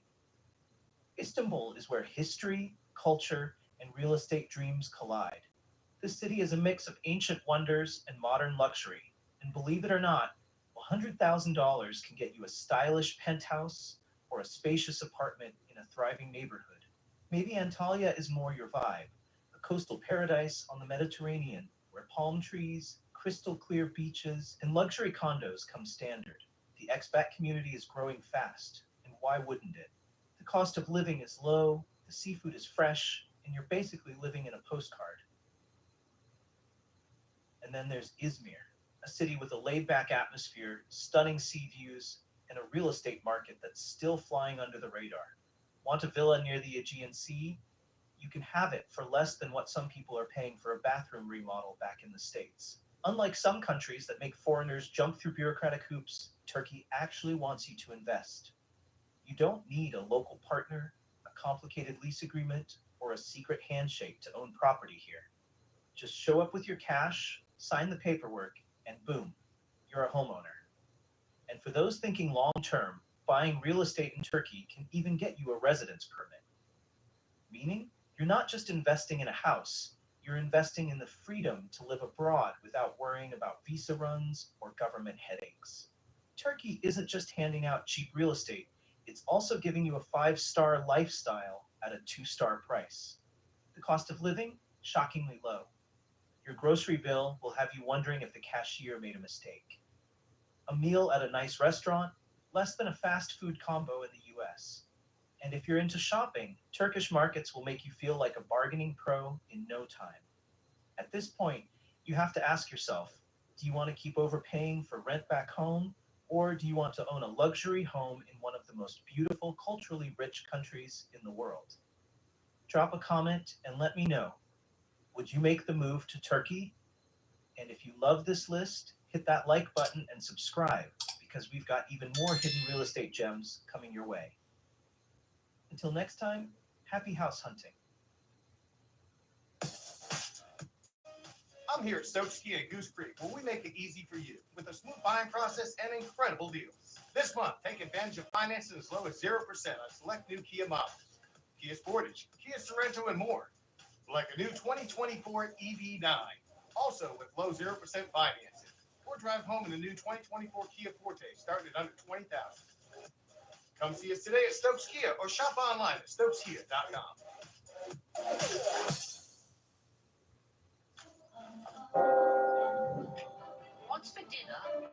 What's for dinner? What's for dinner? When the clock strikes dinner, make Stouffer Supreme. Supremely creamy, supremely cheesy.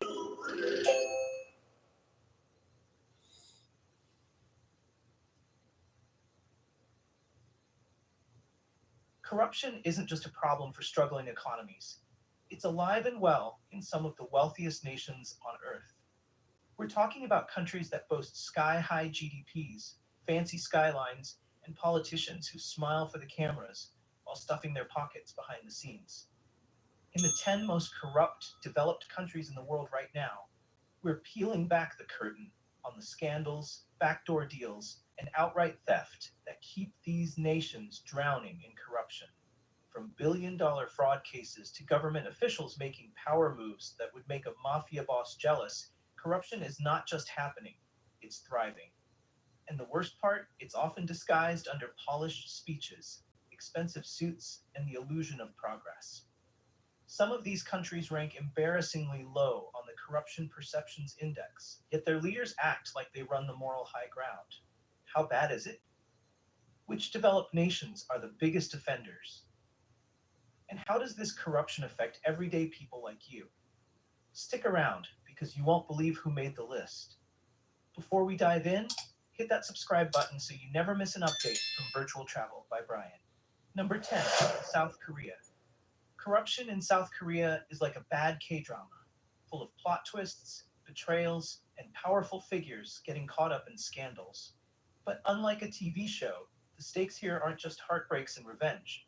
We're talking about billions of dollars, political upheaval, and corporate executives who seem to have more lives than a video game character.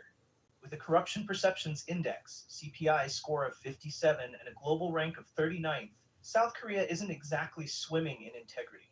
Despite its advanced economy, booming tech industry, and pop culture dominance, corruption has a way of creeping into the boardrooms and government offices like an unwanted sequel to a scandal that should have ended years ago. Let's talk about chaebols, South Korea's mega-rich, family-run business conglomerates. Think of them as the corporate royal families of the country. Samsung, Hyundai, LG. These names aren't just brands, they're practically dynasties. And if you think these companies just focus on selling phones, cars, and appliances, think again. They have a long history of cozying up to politicians, pulling strings, and bending the rules to protect their own interests. Take Samsung, for example. In 2021, Lee Jae-yong, the billionaire heir of Samsung, was sentenced to prison for bribery involving none other than former President Park Geun-hye. And guess what? He was released early in 2022 because, well, let's just say economic importance seems to be a get-out-of-jail-free card in South Korea. Now, let's pause for a second. Should CEOs really have this much power over a country's leadership? South Korea has a habit of electing presidents who eventually find themselves behind bars. Seriously, it's almost like a rite of passage at this point. Former President Park Geun-hye was impeached in 2017 for her involvement in a massive corruption scandal, where she was found guilty of abuse of power, coercion, and bribery, all while allegedly using a spiritual advisor as her secret political consultant. Sounds like something out of a Netflix drama, right? And she's not alone. Former President Lee Myung-bak was also convicted of embezzling millions and accepting bribes while in office. The pattern here is clear. Get elected, make shady deals, get caught, deny everything, go to jail, and sometimes get pardoned. To be fair, South Korea isn't just letting corruption run wild without a fight. The country has taken major steps to crack down on corruption with stricter laws and investigations into chaebol government relationships. The recent push for corporate transparency and independent anti-corruption agencies shows that change is happening. But the question remains, will these reforms actually stick? Or is this just another season in South Korea's never-ending corruption saga? Stay tuned, because if history is any indicator, another scandal is probably just around the corner. Do you think chaebols hold too much power in South Korea? Number 9, Spain. Scandals in Spain come with as much flair as a flamenco performance, passion, drama, and a whole lot of questionable decisions. While the country dazzles tourists with its golden beaches, stunning architecture, and mouthwatering tapas, behind the scenes, the political landscape is less la vida loca and more La Vida Corrupta. With a Corruption Perceptions Index, CPI score of 60, and a global rank of 35th, Spain has secured itself a not-so-glamorous spot on our list. Political scandals, murky regional governance, and a justice system that sometimes feels like it's running on siesta mode. This country has all the ingredients for a corruption cocktail served on the rocks. If Spain's government were a TV show, it'd be an award-winning soap opera filled with betrayal, money laundering, and politicians with pockets deeper than the Mediterranean. From the royal family to the prime ministers, corruption has touched every level of power. Let's rewind to King Juan Carlos I, the former Spanish monarch, who conveniently fled to the United Arab Emirates in 2020 after being accused of financial misconduct. And by misconduct, we mean allegedly receiving 100 million euro from Saudi Arabia in what looked suspiciously like a bribe. Because, kings need retirement funds too, right? But don't worry, the politicians weren't about to let the monarchy have all the fun. Enter the Gürtel scandal, one of Spain's biggest corruption cases, where a network of business people and politicians were caught in a massive bribery and money laundering scheme. The result? Dozens of officials went down, including former Prime Minister Mariano Rajoy, whose party, the People's Party PP, became the first ruling party to be ousted due to corruption. Now, here's a question for you. Should Spain just build extra jail cells for politicians at this point? Because history suggests they'll need them. If Spain's national government is the main act, the regional governments are the chaotic sideshow. From Catalonia to Andalusia, each region seems to have its own version of how to lose public trust in 10 steps. One of the most infamous scandals was the ERE scandal in Andalusia, where 680 million euros meant for unemployed workers mysteriously vanished. Instead of helping struggling citizens, the money was allegedly used for luxury trips, expensive parties, and other urgent government expenses. Translation: personal indulgence. Imagine being unemployed and finding out your tax money went into funding someone else's VIP lifestyle. And then there's Catalonia, where political corruption and financial mismanagement have been overshadowed by the never-ending independence drama. While everyone is busy debating whether Catalonia should break away from Spain, some officials have been busy breaking open taxpayer-funded piggy banks. The good news? Spain isn't turning a blind eye to its corruption issues. The country has been introducing stricter transparency laws, increasing public accountability, and stepping up enforcement against political fraud. But here's the real question.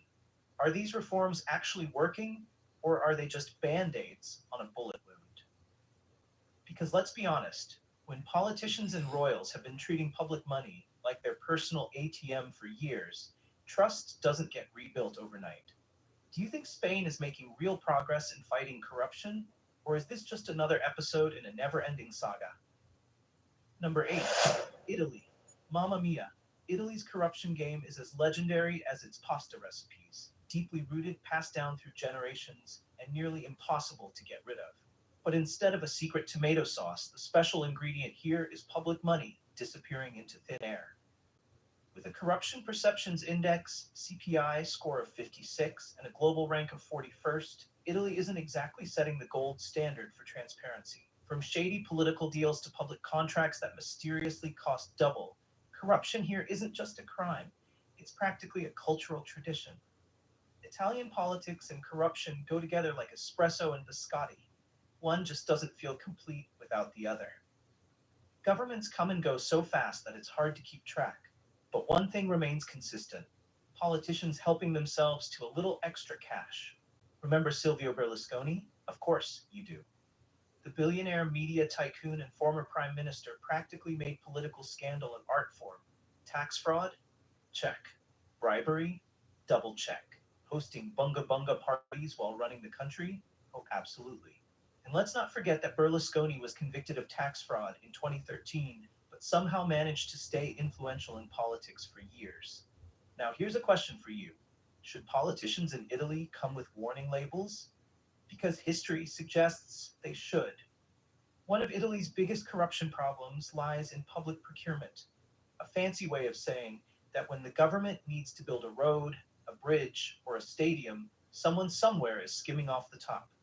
For example, The infamous Mose project in Venice, a flood barrier system meant to protect the city from high tides, has been under construction since 2003.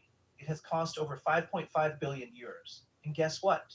It was delayed for nearly 2 decades due to bribery and embezzlement scandals. It finally started working in 2020, but only after millions disappeared into corrupt officials' pockets. And let's talk about the mafia's involvement in public contracts. Yes, the mafia isn't just running underground businesses. They've been winning government tenders and siphoning off public funds for years. In 2014, the Mafia Capitale investigation revealed that organized crime had infiltrated Rome's local government, controlling everything from garbage collection to public transportation. So here's the real question. Is it even corruption if everyone expects it? Italy has tried to clean up its act with tougher anti-corruption laws, digital transparency systems, and stricter oversight. But fighting corruption in Italy is like trying to stop a gondola with a teaspoon. It's slow, frustrating, and you'll probably end up going in circles. Sure, progress is happening, but will Italy ever shake off its reputation as the country where politicians, businessmen, and even the mafia all have their hands in the same cookie jar? We'll just have to wait and see. Do you think Italy can ever truly defeat corruption? Or is it just part of the system now? Number 7, Germany. Germany is known for its precision, efficiency, and world-class engineering. But when it comes to corruption, things tend to get a little messy. You'd think a country famous for its strict rules and order wouldn't have much to hide, right? Wrong. While Germany may not be drowning in corruption like some of its European neighbors, let's just say its politicians and corporate elites have mastered the art of bending the rules without breaking them, at least not publicly. With a Corruption Perceptions Index, CPI, score of 78 and a global rank of 9th, Germany looks pretty clean on paper. But dig a little deeper, and you'll find a world where political lobbying is a shadowy game, corporate influence runs wild, and campaign financing is about as transparent as a foggy Berlin morning. Germany loves bureaucracy. It's practically a national pastime. But behind the endless paperwork and parliamentary debates, big business has a VIP pass to policymaking. Lobbying in Germany isn't just common, it's a well-oiled machine, and corporations know exactly how to work the gears. Take the Wirecard scandal, one of the biggest corporate frauds in German history. This financial services giant collapsed in 2020 after it was discovered that $2 billion was just missing. Gone. Poof. The best part? Regulators turned a blind eye for years, even when journalists exposed shady dealings. Some believe high-level political connections played a role in shielding Wirecard until the lies became too big to ignore. So here's a thought. If a company can cook its books for years without anyone in power noticing, is that incompetence or something more sinister? Germany has strict rules on campaign financing, but here's the catch. Loopholes exist, and politicians know exactly how to use them. Big donors funnel money through creative channels, and anonymous donations under 10,000 euro don't even have to be disclosed. That means corporations and wealthy individuals can essentially fund entire political movements off the record. And let's not forget the Mask affair, a scandal where lawmakers were caught profiting from overpriced COVID-19 protective gear contracts. You'd think a pandemic would bring out integrity, but nope. Some politicians saw an opportunity and went straight for the cash. Now let me ask you, should politicians be making pandemic profits, or should they be protecting the people who elected them? Germany isn't blind to its corruption problems. The country has pushed for more transparency in lobbying, strengthened regulations on corporate fraud, and increased scrutiny on political financing. But change in Germany moves at the speed of an old Volkswagen, reliable but painfully slow. The question is, will Germany's fight against corruption keep pace with its corporate and political masterminds, or is the system too comfortable to change? What do you think? Is Germany's corruption just well disguised, or are they actually doing something about it? Number 6, France. France is a country of fine wine, world-class art, and a long history of political scandals that would make a Netflix drama look tame. While the Eiffel Tower shines bright, behind the scenes, politicians, business elites, and high-ranking officials have been playing a different kind of game. one that involves backroom deals, financial loopholes, and the occasional conveniently deleted email. With a Corruption Perceptions Index (CPI) score of 72 and a global rank of 22nd, France is doing okay compared to some, but let's be real, it's still far from squeaky clean. For a country that prides itself on revolution and democracy, it sure has a problem with the powerful bending the rules. French presidents don't just run the country. They also seem to collect corruption scandals like their limited edition luxury handbags. Let's start with Nicolas Sarkozy, the former leader who was convicted in 2021 for illegal campaign financing. Oh, and did we mention that he also got caught trying to bribe a judge? Oui, vraiment. Then there's François Fillon, a prime minister who had to drop out of the 2017 presidential race when it was discovered he paid his wife over €1 million for a government job that, wait for it, she didn't actually do. Getting paid for doing nothing? Sounds like a dream job, doesn't it? Now, here's a thought. If top politicians keep getting caught, how many are actually getting away with it? France loves bureaucracy. There's a rule, a law, or a tax for everything. But when it comes to big businesses influencing politics, suddenly things become a little more flexible. Lobbying is supposed to be regulated, but companies still manage to push their agendas behind closed doors. One infamous case, the Alstom scandal, where a major French engineering company was accused of bribing officials around the world to win contracts. Eventually, the US got involved, and Alstom executives were arrested. The shocking part? Instead of cracking down on corruption, France let one of its biggest companies get swallowed up by an American corporation. Not exactly a victory for transparency. So, let me ask you, if billion-dollar corporations can get away with shady deals, is the system really built for justice, or just for those who can afford it? To be fair, France isn't ignoring the issue. The government has introduced new transparency laws, anti-bribery measures, and stricter corporate regulations. But let's be honest, are these reforms actually making a difference, or are they just a public relations stunt to keep the outrage at bay? The reality is, France's corruption problem isn't just about bad apples. It's about a system that allows the wealthy and powerful to operate by different rules. And as long as that doesn't change, neither will France's ranking on this list. What do you think? Can France truly clean up its act, or is corruption just part of the game? Wait, before we dive deeper into this web of corruption, let me ask you something. Do you think these political scandals are just the tip of the iceberg, or are they part of a much bigger, well-oiled machine? If you're enjoying this breakdown of the 10 most corrupt developed countries in the world right now, make sure to hit that like button and subscribe to Virtual Travel by Brian for more eye-opening content. And hey, drop a comment below. Which country do you think is the worst offender so far? Let's see who's paying attention. All right, let's get back to it, because trust me, the scandals ahead only get crazier. Number 5, Australia. Australia, the land of breathtaking beaches, deadly wildlife, and a political system that's about as transparent as a mud puddle after a storm. While it ranks 14th globally with a CPI score of 74, don't let that fool you into thinking it's all sunshine and democracy down under. Behind the friendly accents and laid-back attitude, Australia has a corruption problem that just won't go away. Money flows through its political system like beer at a backyard Barbie, and the influence of big donors, secret deals, and policy for cash scandals make it clear. In Australian politics, money talks, sometimes louder than the voters. Ever wonder why certain industries, like mining and gambling, always seem to get their way in Australia? Meet the lobbyists, the well-dressed power brokers who whisper in politicians' ears and make sure government policies align perfectly with corporate interests. One of the biggest examples? The coal and gas industry.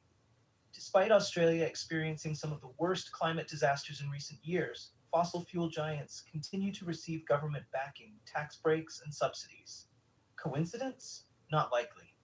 Over the years, these industries have poured millions into political donations, ensuring that policies favor big business over environmental concerns. Now, let's be real. Should corporations have this much control over a country's laws? Or should the government actually listen to, the people? Australia technically has rules about political donations. But here's the fun part. there are plenty of ways to work around them. Donations under $14,500 don't even have to be disclosed, which means millions of dollars can change hands with no one the wiser. And it's not just corporations. Wealthy individuals and special interest groups donate heavily to political parties, essentially buying influence without breaking a single law. It's all perfectly legal, which makes it even more infuriating. Let's put it this way. If your democracy has a price tag, is it really a democracy at all? No corruption list would be complete without mentioning some classic Aussie political scandals. One of the most infamous, sports rorts, a scheme where public funds meant for community sports clubs were strategically funneled to marginal electorates right before an election. Translation? The government used taxpayer money to boost their own chances of re-election. Then there's robo-debt, a disastrous welfare policy where the government falsely accused thousands of citizens of owing money using an automated system that turned out to be completely flawed. The result? Financial ruin, legal battles, and even suicides. And guess what? The government had to pay billions in compensation, proving that sometimes incompetence is just as corrupt as outright fraud. Australians aren't blind to what's happening. The recent creation of the National Anti-Corruption Commission, NACC, is a step in the right direction, aiming to hold politicians accountable and expose shady dealings. But let's be honest, will this actually clean up politics, or will it just be another watchdog with no teeth? At the end of the day, corruption in Australia isn't always about outright criminal activity. It's about a system where the rich and powerful make the rules and the rest of the country plays along. Do you think Australia's corruption problem is fixable, or is it just part of the political landscape now? Number 4, Canada. Canada, the land of maple syrup, hockey, and a reputation so squeaky clean you'd think corruption couldn't survive in such polite conditions. But behind the friendly smiles and sorry culture, there's a side of Canada that doesn't make it onto postcards. One where big business quietly whispers into government ears, scandals get neatly swept under the rug, and the rules of democracy seem a little too flexible for comfort. With a Corruption Perceptions Index, CPI score of 75, and a global rank of 12th, Canada is often praised for its stable public sector. But let's not get ahead of ourselves. A closer look at its lobbying culture, political favoritism, and corporate influence paints a much murkier picture. Let's talk about lobbying, Canada's favorite way of doing business, without making it too obvious. While lobbying is legal, as it is in most democracies, the lack of strict regulations allows corporations to exert a concerning level of influence over public policy. For example, big oil and big pharma have poured millions into lobbying efforts, ensuring that policies stay business friendly, even when the public demands stricter environmental or healthcare regulations. Ever wonder why Canada, despite its progressive reputation, still struggles with aggressive climate action? Follow the money. And here's the real kicker. Canada doesn't even require all lobbyists to register their activities. That means countless high-powered conversations happen behind closed doors without the public ever knowing who's pulling the strings. Now, here's a thought. If corporations have a direct line to lawmakers, but regular citizens are stuck with emails that go unanswered, who really has the power? Canada likes to pretend it's immune to political scandals, but let's be real. The country has had its fair share of shady moments. One of the most infamous, the SNC-Lavalin affair. In 2019, Prime Minister Justin Trudeau was accused of pressuring the Attorney General to cut a deal for SNC-Lavalin, a major Canadian engineering firm caught bribing Libyan officials. Instead of facing corruption charges, the company conveniently avoided prosecution, and Trudeau walked away with a slap on the wrist. And that's just one example. Political favoritism is an ongoing issue in Canada, with government contracts and public spending decisions often favoring certain businesses or political allies. But hey, at least they apologize when they get caught, right? Compared to other nations, Canada's corruption isn't always about outright bribery or fraud.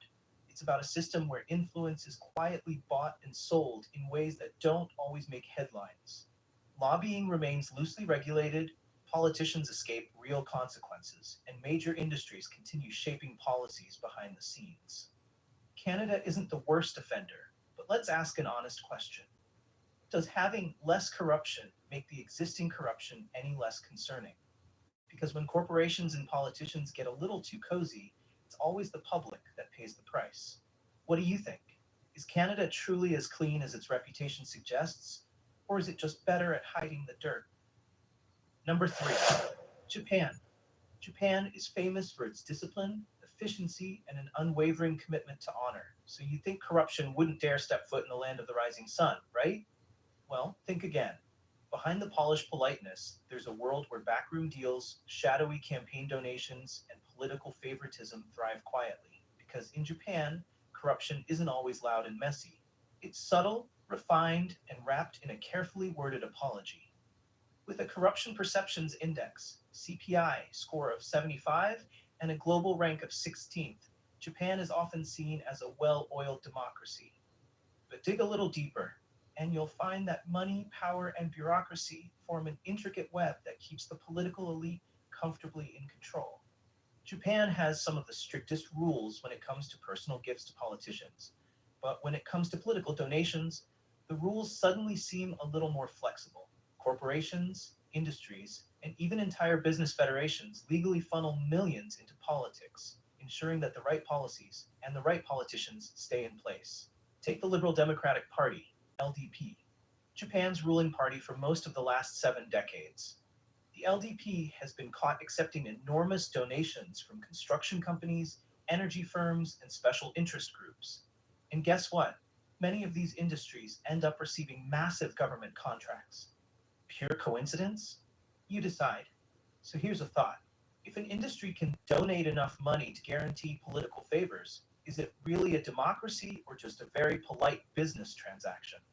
Unlike some countries where corruption looks like suitcases of cash exchanged in dark parking garages, Japan does things with style.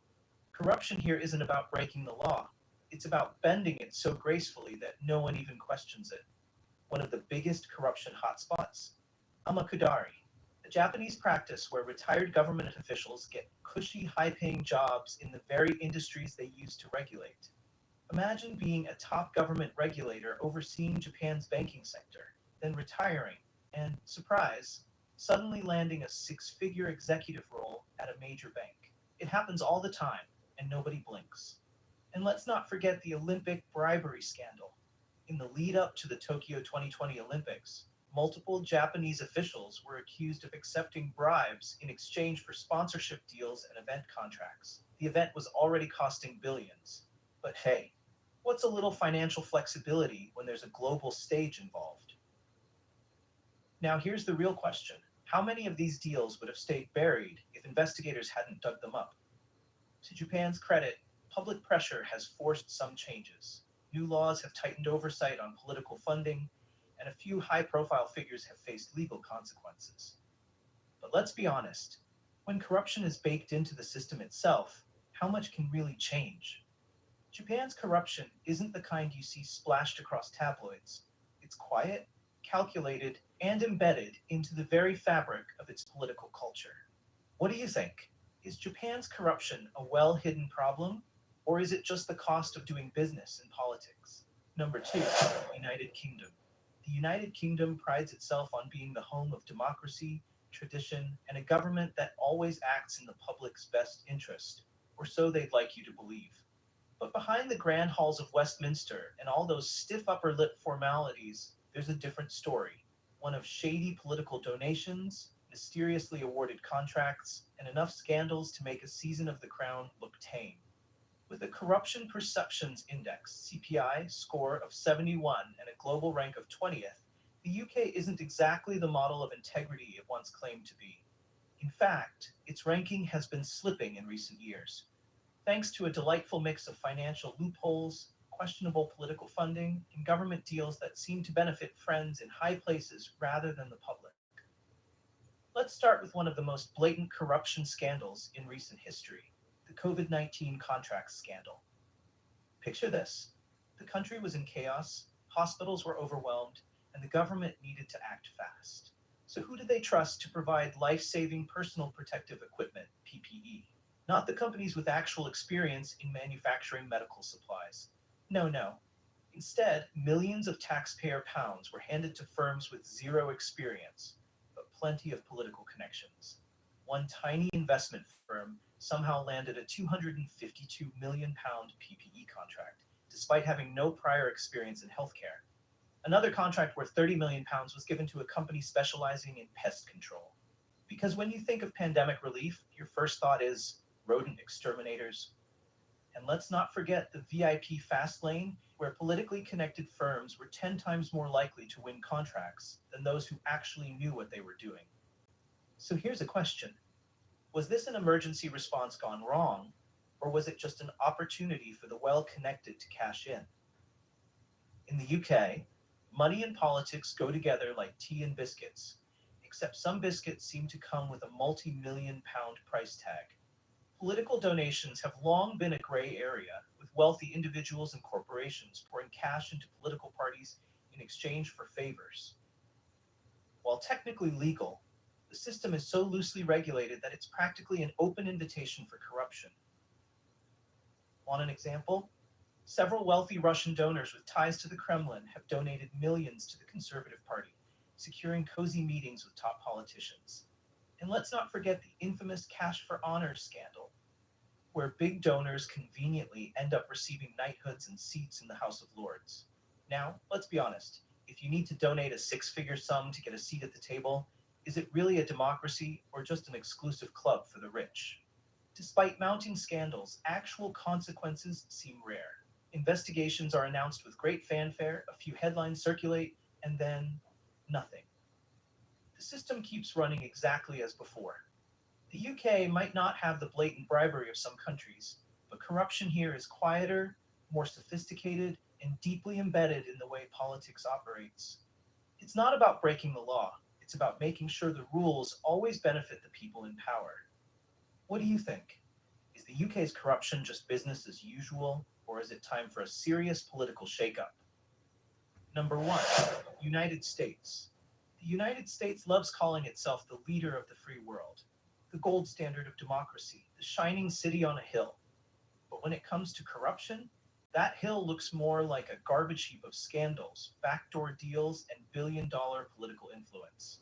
With a Corruption Perceptions Index CPI score of 65 and a global rank of 28th, the US has officially fallen behind in global rankings. That's right, the so-called world's greatest democracy is losing credibility faster than a politician backtracking on campaign promises.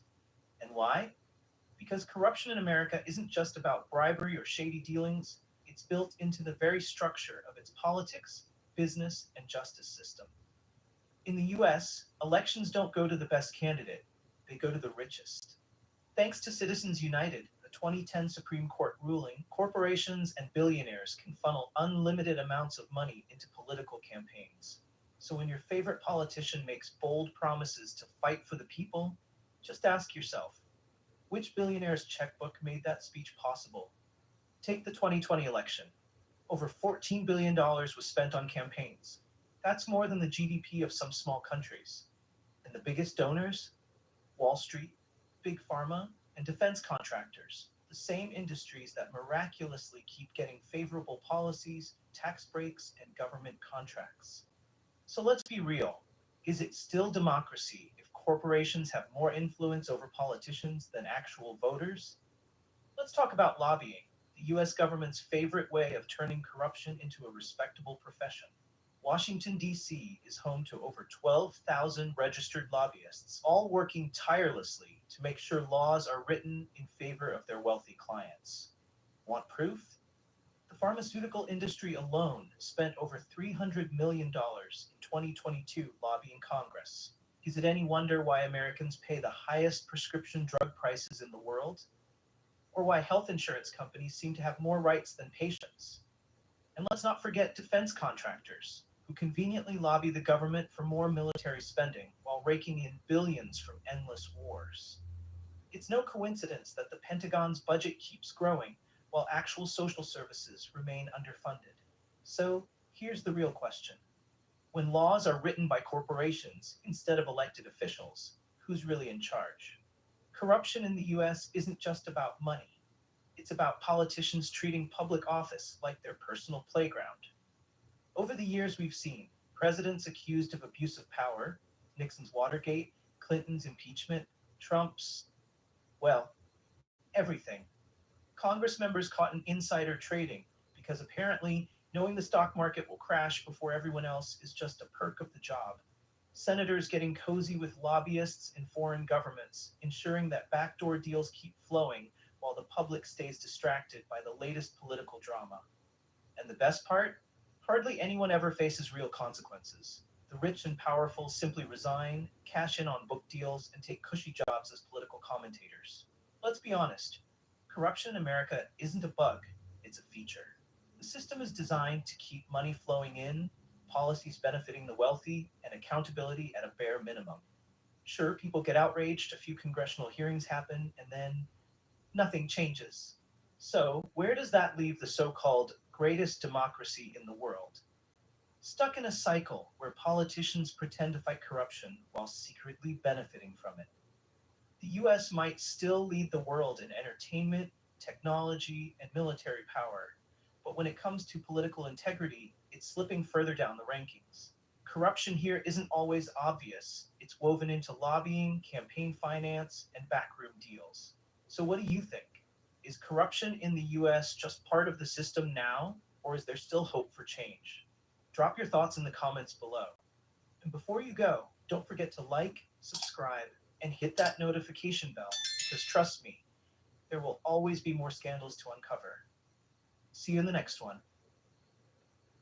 Want to take the next step with Entivio? Then it's time to talk to your healthcare provider. With Entivio, you may be able to pay as little as $5 per dose. Plus, our team can help connect you with additional support programs. Entivio.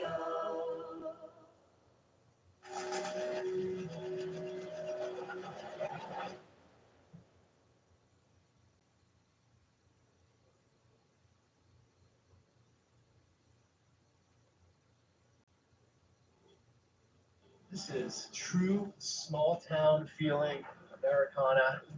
A lot of people who live here never have gone anywhere. What's the industry out here now? There isn't it.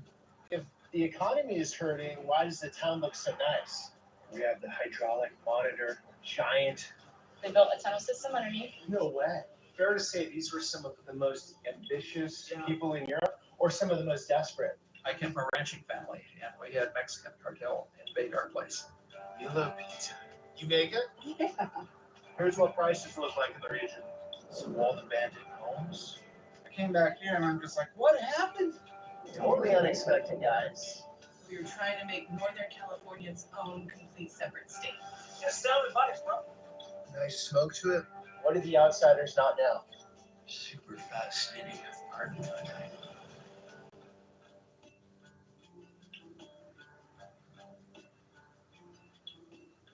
Good morning, guys. Today we have an epic road trip ahead of us. We're going to be going over these mountains here to the poorest county in California, Trinity County. And I think it's fair to say California is one of the most mixed up states in the country, if not the most. What we're going to see today is a completely different world than, say, Los Angeles or San Francisco. So we're going to hit the back roads out here, get lost in this rugged landscape, talk to the locals, hear what they have to say, see the beautiful sights, and learn a thing or two. Let's do this.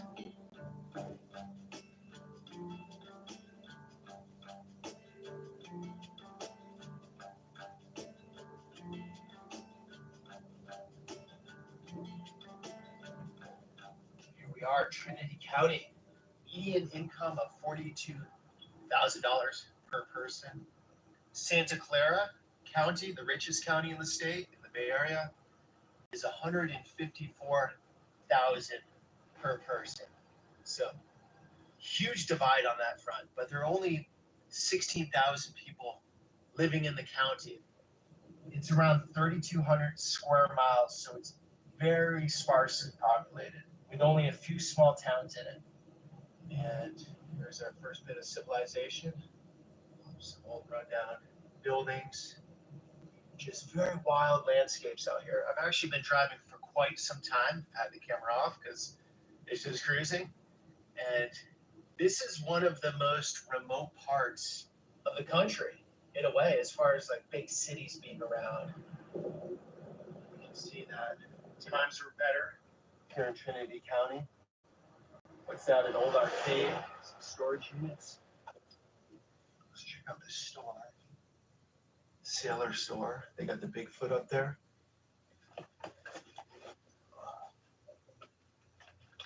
How you doing, boss? Good. You guys got Bigfoot sightings out here? There's been lore about it. I mean, I've never personally seen it, but I mean, people talk about it a lot. You believe? I think there's something out there, yeah. The woods are beautiful, but they can be eerie, especially at nighttime. Mist and like fog and stuff settles in too, and it's like hear noises. You're like, what is that? You never know. Yeah. Hello, sir. I want to know about Bigfoot. Are you a believer? Sasquatch. When it started, the guy that was Bear force. So that's the story. It was a bear. started that. Oh, started the rumor. Oh, Thing on okay. the feet, it's like the tracks. No way. How is it living out here? There's one place out there for just 1955. It is beautiful. I used to work at a sawmill in Burr Ranch You worked at the sawmill. for 37 years. And an Endangered Species Act got it. Shut it down. We couldn't get no more timber. What'd you do for work after that? Worked over at Pacific Choice, seafood place in Eureka, You drove all the way to Eureka. every day. That's far. How far is that? Hour and a half? No, I could make it less than that. So I figured I'm working on that until I retired. Gotcha. And then when the Endangered Species Act kept, because of spotted owl, couldn't get no more timber, so they all faded away. Is that still big out here, timber? There is no timber. No timber? Owl got it. The owl got Spotted it. owl. Now the barn owls eating spotted owls. So what's the industry out here now? There isn't none. It's just it. Nothing. I pot for a while. Grow it. Yeah, How did that go? that got a little spooky. Spooky, why? You got to keep looking over your shoulder. 4 or 5,000 See, pounds. well, good. 4,000 or 5,000 a pound. Just it. So you had timber, you had weed. Now you're looking nothing. Just old age pension. Old age pension. All right. Well, thanks, guys. Okay. What's your name? Peter. Peter on the Sunday Peter. Okay, good name. Keep it going. That's good to hear. All the best.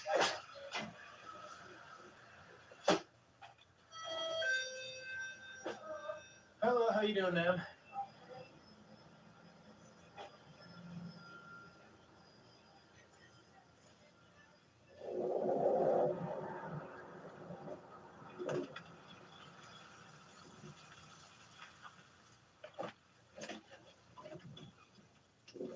The old Burnt Ranch store. Looks like the last iteration was a kayak operation. We're starting to get into it though, guys. Around the 1850s is when gold was found in these mountains. People came west from the east, and the town we're going to had 2,000 Chinese that lived there. They had their own Chinatown, and they were part of the gold operations, the mining operations back in the day. The spaces between are massive here. The camera's off most of the time because it's just long stretches of road without many people. You see occasional houses like that. And then markers of the old world.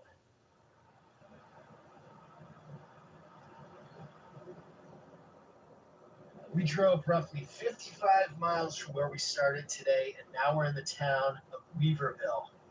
Only 3,500 people live here, but it's the biggest town in the county. County seat. Gotta say, what a cool looking place. Old architecture.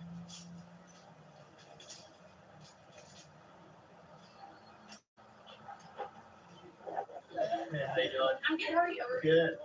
All these old buildings, what? They are all like the original buildings on Main Street. Okay. It's really cool. They have you go to the front. Yeah. We have because this was like a Chinese town, mining town, and of course like during segregation and stuff. And so Chinese men of Weaverville weren't allowed out past 5 p.m. So they built a tunnel system underneath No way. Weaverville so that they could get from like bar to bar. It's all blocked in now, but like our whole storage unit underneath the ground, if you go in order, you can walk over it. But yeah, I can't open Okay. it for you. Okay, gotcha. Just safety wise, but How was growing up here? so fun. So fun. So fun. Yeah, I just moved home. I graduated college in June. I think when you're growing up as a teenager, you're kind of like, oh, it's small. Like, I want to get out, Sure. go experience things. But it's a lot of fun. Very Hallmark. You watch Hallmark movies at all? I don't, but what's that, like Pleasantville? Yeah, like very just cheesy, like holiday town. I went to school in San Luis Obispo, and it is so much like different than here. People have never heard of Weaverville. Like when you get up and like introduce yourself in class, you're like, oh, my name's Alyssa. Like I'm from Weaverville. Where? Right, San Luis, that's Central Coast. So what's that, Yeah. like 7 hours of driving to get there? Yeah, it's like 8.5 from here. 8.5. Mhm. You guys are out there. Yeah. No, we're up in the boonies. It's cool. Up in the boonies here. All right, I'm gonna check this out up here. All right, thank you. These beautiful archways here. How you doing, sir? How are you? Doing well. Good. Do you live in town? Yeah? How are things? Good. I'm making a video on Trinity County. Okay. Do you guys want to jump in it? You've been following what you do outdoor. My outlook is I have none. I just talk to the locals, and it's really their outlook. Just a friendly town I've ever been to. Friendliest Yeah, town you've ever been in. Even though there are people, they're one to right wing. It's right wing. Yeah, oh yeah. Oh, and you're not. Dump Trump. Yeah. Okay. It started all this. Oh, no. You know something fun to say? Okay. Is this the underground way for the Chinese back in the day? This whole block system had underground areas where they, as I understand it, the Asian community used to be able to move through the community. From this building, Yeah. you're going, next one, next one, all connected. Looking through that door, and you're gonna prove either this door or that door. But they've been blocked out. Okay. Oh, they have cookies here. Yeah.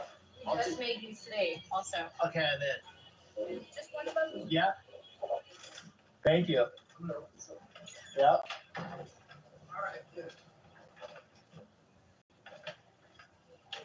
All right. Yeah, take care. All the best. All right, this place is fantastic. Mama Llama Eatery. Yeah, take care, guys. All right. If you're in Weaverville, get the homemade cookies. Okay. Here's what prices look like in the region. 400,000 for that cabin. 275 for that, 3-bed, 1.5 bath. 2,200 square feet, 2.9 acres, 459,000. So, depending on where you're from, it's either cheap or expensive. From the urban parts of the state, this is a true value, but there are no jobs most likely, or very few. Separate ownership, external spiral staircases. Cool architectural details here. We have the dig-ins. How you guys doing? I'm just making a video of Weaverville. Is this a cool place? Yeah, it's been here since, well, this whole building's been here since 1856. What was it? What was this before? A bank. A bank, yeah, it was a bank. That's cool. It's been a bar since the 50s. You guys from town? Around here, yeah. What's going on out here, other than a beautiful town? Nothing, really. Just us, a bunch of rednecks and logging, really. Is logging still happening? Oh, yeah. Yeah, the mill's right down there on Eagle County. Oh, really? Yeah. They're still hiring people working Oh, yeah. there? Oh, yeah. Other than working for like Caltrans, like, the highways, that's probably the best local job. Okay, what do they pay, do you think, to start there? Probably at least between 18 to 22. And that means you're out in the forest cutting stuff down? No, that's at the mill. Okay. That's how you actually working at the mill, not out there logging and doing that stuff. Those are all private companies that feed the mill. Okay. So those people are bringing in the logs and the mill's cutting down boards, you know what I mean, everything like that. And the mill's privately owned? Yeah. So it's important for the community having that? Huge. If the mill went down like that, that's why Hayforks it goes down here, been up there. Hayforks it goes down there, and they kept Hayfork alive to this day as we. After the mill shut down, Trinity Leaderville's Mill is the only one we got training. Mill shut down, then the town shut down. Up there, yeah, for the most part. It dwindled down, that's for sure. Okay. That was a long time. That was like You grew up here? No, I'm from Nebraska. Oh, what got you out here? Cannabis. Well, that business isn't so good right now? Hell no, that's gone. It's gone. That's one thing that kept this town alive. I mean, up until California made it recreational for like the whole state, if you be 21 just to buy it, it made people all over the world. Our little 3,000 people town, we'd have 25,000 people around the world. Never hear of trim read. You'd have trimmigrants, what we call them. Trimmigrants? Yeah, because they wouldn't get their 90-day visas. Come out here to Humboldt, Mendocino, and they just trim read. Okay, and they go back to wherever, France. I mean, I met people all around the world. Okay, so you had a lot of European stuff? Oh, yeah, and then South Americans, and that's Chile, Argentina, France, Spain. The trimmigrant gets the 90-day visa, comes and works, And then goes back home. makes a bunch of money. Yeah, So, yeah. but no longer. But it's dying now. If the economy is hurting, why does the town look so nice? It looks really nice here. It's been this way. It hasn't changed. All this brick is the same brick since the 1800s. These were like brothels and bars and hotels.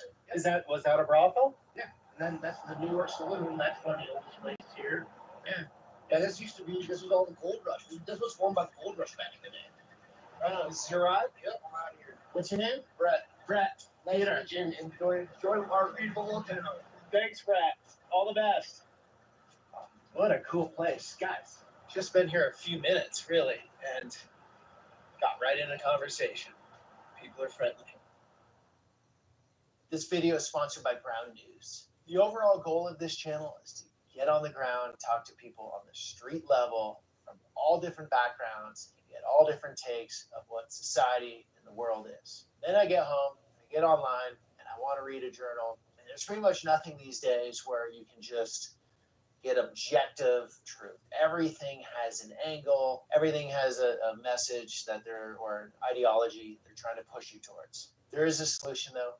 Great app and website called Ground News that brings news from around the world and breaks down the different perspectives and leans of the journals, the stories, and how things are presented to you. I only promote businesses that I believe in, and Ground News is one of those. And here's how it works. One of the features of Ground News is its blind spot feature that exposes the political bias of news publications. Take these two stories, for example. Trump calls on Biden to stop selling unused border wall pieces. The vast majority of coverage on this story is from news outlets on the right. Or take this example. Some Republican senators reluctant on Tulsi Gabbard. The vast majority of news outlets covering this story are on the left. This blind spot feature lets you see sources and the percentage of coverage by the left, center, and the right. I also love using the ownership chart data that allows you to see who is funding what. You can usually learn a lot about a business by seeing where the money comes from. Use Ground News to get all sides of every story. Be better informed to get access to worldwide media in one place. Go to groundnews.com/Peter to check it out. Sign up through my link down below in the description so they know that I sent you to get 50% off unlimited access. Thank you, Ground News, for sponsoring this video. Now back to the story. We have the hydraulic monitor, or giant. Fisher Patent, 1870, used at Bloss, Clary Mine. And so they would set up these hydraulic giants, as they say, and blast the water into the side of the mountain and pull away the dirt, and out would come the gold. I believe that's how that worked. It was because of that gold, the money trickled down and created a town with nice architecture and a thriving economy, gunfights, brothels, all sorts of wildness back in the day.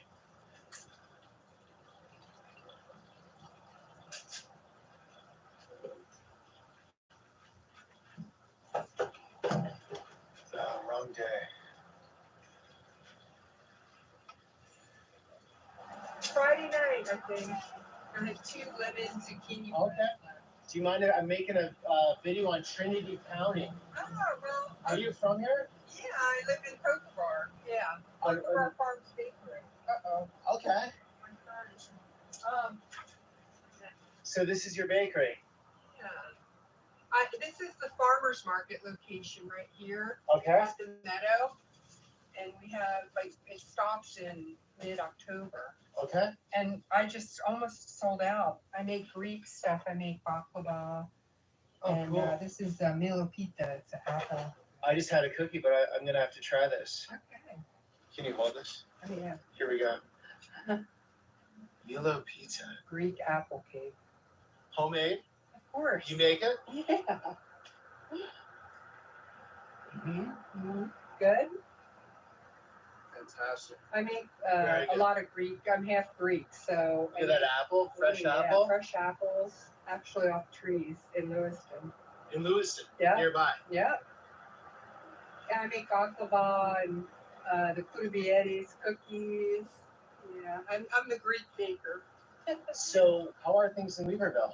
Well, we were just talking about how to come up with some great activities because that one gal in the black, she owns Yantra, and she can't open it because she doesn't have a ADA compliant bathroom. So she's thinking about like a private wine bar or something. Okay. Yeah, but there's a lot of that, all along the main street here. First Saturday of every month they have a art walk and all businesses open. And I had no idea it would be so nice out oh, here. it's beautiful. I thought Trinity County is technically the poorest county in the state. Yeah. So I thought I'd come out here and it'd be all run down and everything. No, people are poor, but they have a lot of volunteerism and community groups that are real active. Okay. I'm retired, but I do. That guy's fired I up. know. He's been coming back and forth all day. We know Trump won the election. Yeah, so. But yeah, they have a lot of events, like they have the Salmon and Harvest Festival here. They have events throughout the year for people, and they have a lot of music. They have a lot of entertainment. Okay. Very talented artists. We get tourism dollars come in. I do a lot of Airbnb myself. I'm busy all throughout the season. It slows down in the fall, but the fishermen are, come all throughout the year for the fishing. And it's good right now.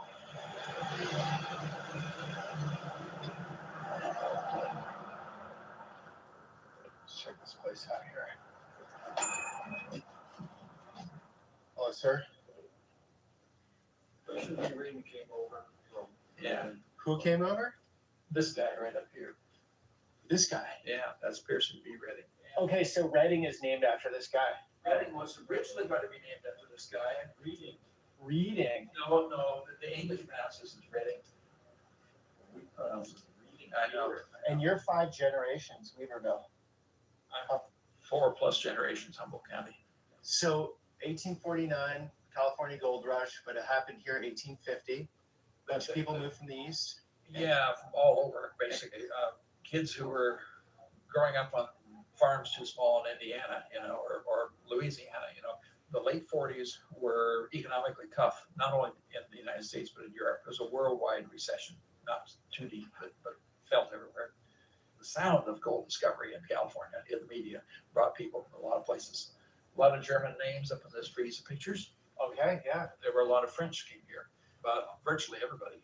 The year 1848 saw revolutions all across Europe and also a collapse of the French government. So the French, the Germans would hear of this in Europe, and they'd get on a boat, come over here, come to the East Coast, Come to and the then East across Coast. the country. And some might have come across the country, some came around the Horn. That is a sketch of Weaverville, made in 1850, a charcoal sketch. And at that time, it was a town made out of wood houses, wood's readily appropriable. The major part of the wooden structure of the town was burned out by a succession of fires. And the merchants who had enough money rebuilt brick. So all this historic district is in brick up here.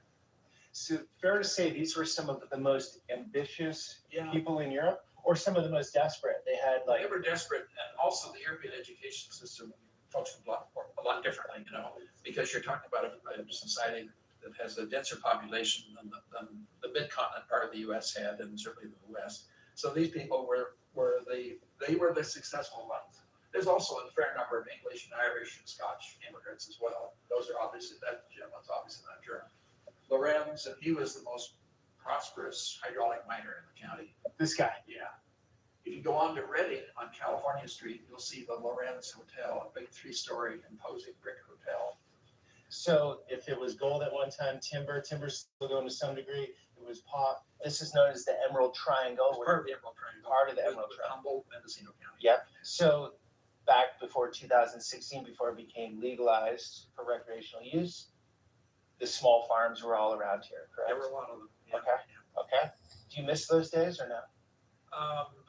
Well, I was never involved in that at all. I was kind You of. didn't inhale. That's good. No. I came from a ranching family, and we had Mexican cartel guys invade our place. Really? Yeah. What year? Early in the 2000s. And What do you mean they invaded your place? they trespassed and built a farm with about 20,000 plants. And there's nothing you could do about it? You have to find it first. They're pretty good at hiding those things. And so I worked with the sheriff's office and we got rid of them.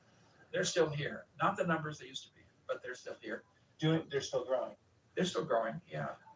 We in the back. So way back then. Yeah. Okay. If you don't have local knowledge, this is one of the 10 largest wilderness areas in the lower 48. It's about Okay. 600,000 acres. I've been hiking it for 65 years, and I've been on top of almost every mountain and seen almost all the lakes several times. And there are places that I probably won't walk. Humboldt Gulch Upward would be a really good example. Yeah, they will move from, they might be in a place for 2 years, maybe only 1 year if they decide there's too much traffic there. Okay.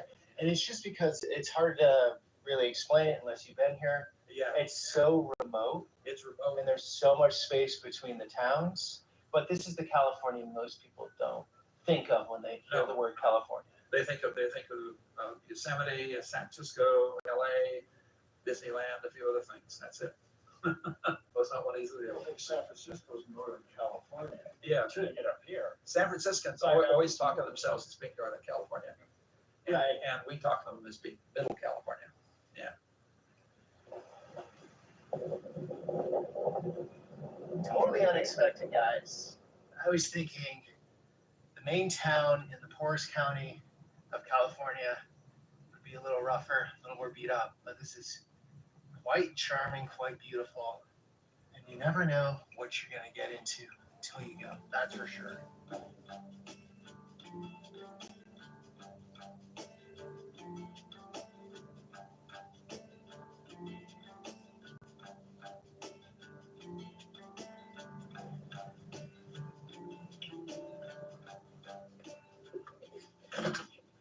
You've lived here for how long?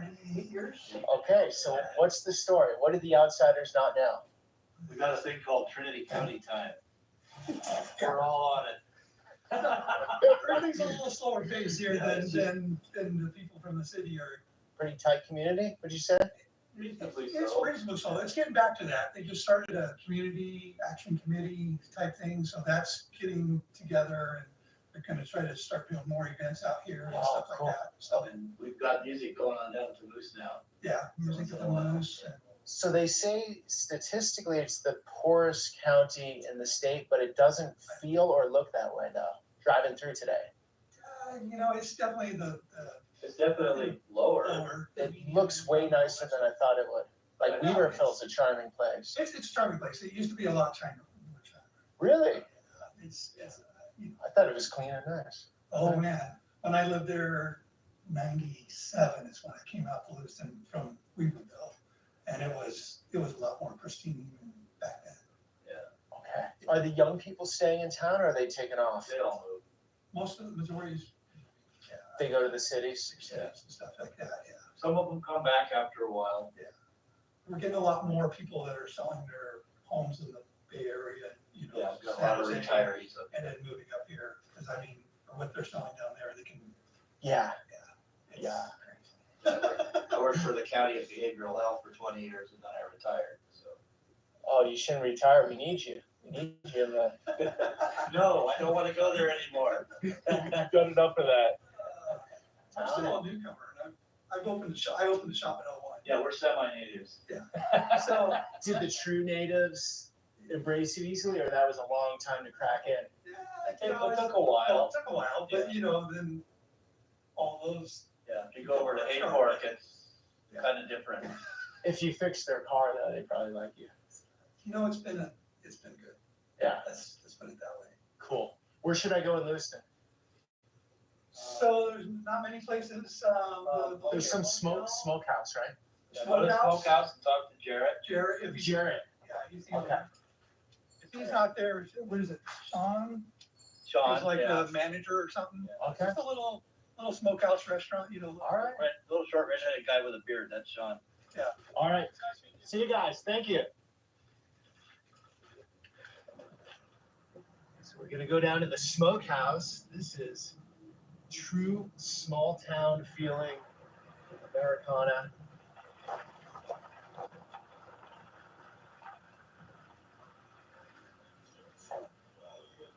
Come on, boss guy a jingle because he's heard you were coming around and Okay. he just got back into town. He just got back from a grocery run. Did you grow up here? No, I didn't. I was a transplant up here. I used to work. I was a geographic information specialist, so I Okay. did a cartographer, and I was working doing secret documents for a commercial cannabis consulting company. And then when the green boom crashed, I couldn't find any work, and so I started working here, and I love it. I've been working here for 2 years now. Oh, So, wow. yeah, one of the pot refugees. Are there a lot of you guys? Yeah. Pot refugees? Oh, yeah. Yeah, there's a lot. Well, once when the farms all kind of crashed, they went out. Yep. So like here in Trinity, like just in Lewiston, there used to probably be like 30 farms, and then they had anywhere from 5 to 10 guys that worked for them. So you can imagine like a lot of people left the county after that because when that went away. So it was like on a downward trend, and now it's tourism is what keeps the places going. So it was better. Hey, how you doing, Peter? Jared, he's the boss man. Oh, cool. Jared, it's your business. Yes. Nice. I'm just getting your take on Trinity County. I'm doing a video about Trinity. Gotcha. Cruising through. Love Trinity County. Super chill. Super chill. Yeah. You guys feel removed, left alone out here? Yeah, absolutely. You're in the country. You're 40 miles from the city. This is a sweet setup, right? Thank you. Take a Absolutely. video of it? Yeah, man. Where are you taking this? I do the varsity tournament in Reading. I do Peddlers Fair, Hayfork Fair, downriver kayak races, 4th of July. I do the VIP tent 4th of July for the rodeo. Nice. How's Yeah. business? Business is good. Barstow some meat blow 2 years ago. And we just been slamming. Right on. Yeah. Sasquatch, you believe in him? Sure. Sure. That's a legend up there in the, in the sticks? I'm from South Carolina, man, so we ain't got many No way. Sasquatches. Yeah. Okay, how is it here compared to South Carolina? So where I grew up in South Carolina, it's almost identical to this. Seriously? Almost identical. Yeah. What, the community? Mountain town. Actually, my community was smaller than this in South Carolina. We were farm, but I mean, just the layout. I was 40 miles from the city. A lot of people who live here never have gone anywhere outside of California. They've never been anywhere outside of California. They've never been to the city in California. They've been to LA. Like straight up. They're country kids. You know, they ride horses and motorcycles and rodeo and shit. Right, so that would that would just be like a cultural collision dropping one of these guys right into downtown LA. I have no idea what to do. Yeah. Yeah. That's They wild. don't want to go. Yeah. You know, and I get it. I got in the military and I got out and I went to San Diego. Okay. You know what I'm saying? I got out. So, because I wanted to experience life. But I think from the outside in South Carolina, nobody knows Trinity County, right? Or how remote it is. No, they have no idea. Right? Yeah. And so they don't understand like a good chunk of California, maybe the majority is rural. Oh yeah. I mean, sheriffs and cop cars would be saying. Someone in town, yeah, Weaverville. What? Yeah. CHP problem. How are they? Are they good? Yeah, our cops are good, man. I love our sheriff's department. This is Lewiston's remote. So there's not a lot here. If you're gonna live in a little mountain town, you better have 3 businesses. Why? Because there's no money. So we have the market, and then we have this. My wife runs an early head start daycare out of her house. So Is it hard to run businesses here these days? it's so hunting season ended last Sunday, Yeah. and we are now in wintertime hunting, which is not much. But starting in March, we'll pick back up. I do a 12-week straight run of no breaks starting May. No breaks.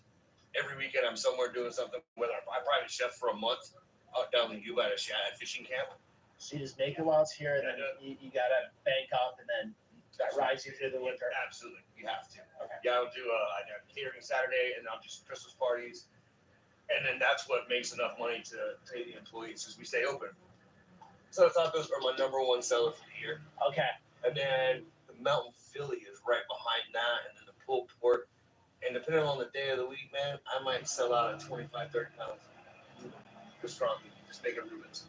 It's great. Because it's our own little twist. We use a slaw sauce. We use Carolina mustard barbecue sauce on it. We smoke our own pastrami's. I gotta do it. I'll do that pulled pork. Yeah, I got you, man. Now, the mac is Sean's baby. The mac and cheese. The mac and cheese balls and everything. They deep fry mac and cheese balls. That's Sean's baby. I gotta do one of those. Are those ready? Yeah, there's one ready. Okay. Did you come up with that? Oh, yeah. Just sound advice, bro. Is meth a big thing out here? Thank you. Tweakers. It's everywhere. What about fentanyl? Oh, yeah. You got that? Oh, yeah. Oh, the city's, yeah, overrun with it, yeah. The city? You mean Weaverville? Lewis, Redding, yeah. Oh, Redding. Oh, Redding's horrible. It's bad. Oh, bad. Like scary bad. Like so bad that I came back here. No way. You lived up here, went to Redding, then came back? Yeah, I grew up here. What was that like? Oh, it was wonderful. When I was young, because I'm 34, right? Okay. When I graduated high school, I went to college in Redding. And so the age of 17 and a half to 19, it wasn't too bad. Yeah. Went down to the Bay Area. Did my career, made a lot of money and stuff, and then divorced. What'd you do? I built bridges. Oh, cool. Yeah. No, and but I went through a nasty divorce, lost my house and everything, and then I came back in 2019 is when I had my divorce, and I was just like, what the heck, man? I'm going. That's such a short amount of time for this influx. Yeah. I'm like, oh, That's too bad. I was hoping I wouldn't hear that out here, but it's everywhere. I just met a woman on the Las Costa, and she was in rehab her 4th time, and she found a great rehab out there, and she's been clean 5 years. Oh, that's wonderful. Yeah, she's helping. That's great. Yeah. No, I would. So you made bridges. Do you feel pride when you go over the bridge you made? Oh heck yeah. Is that cool? Oh, dude, it's awesome. Like, especially because a lot of people just not mentally capable to handle that amount of stress and stuff, you know? Especially when you start running work and running crews and running jobs and stuff like that. Yeah. It's just not meant for everyone, you know?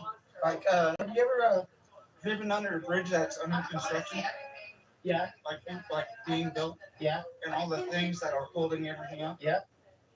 That was my specialty. Here we go. Mac balls? Mac and cheese balls? Yeah. That's pork sandwich? Without slaw pickles. Yep. I need a third hand. Right on. Thank you. This is looking good. Smelling good.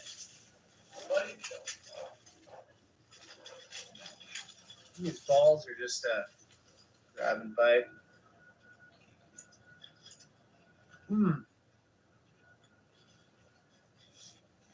Messy, but wow, that's good. Ooh.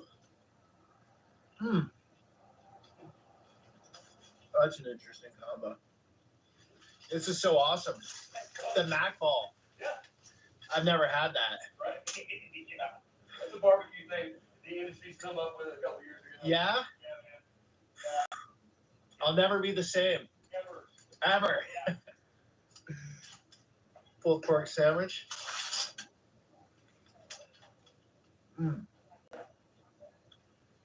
Nice smoke to it.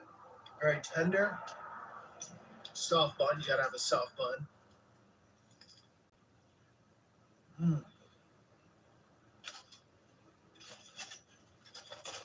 So good.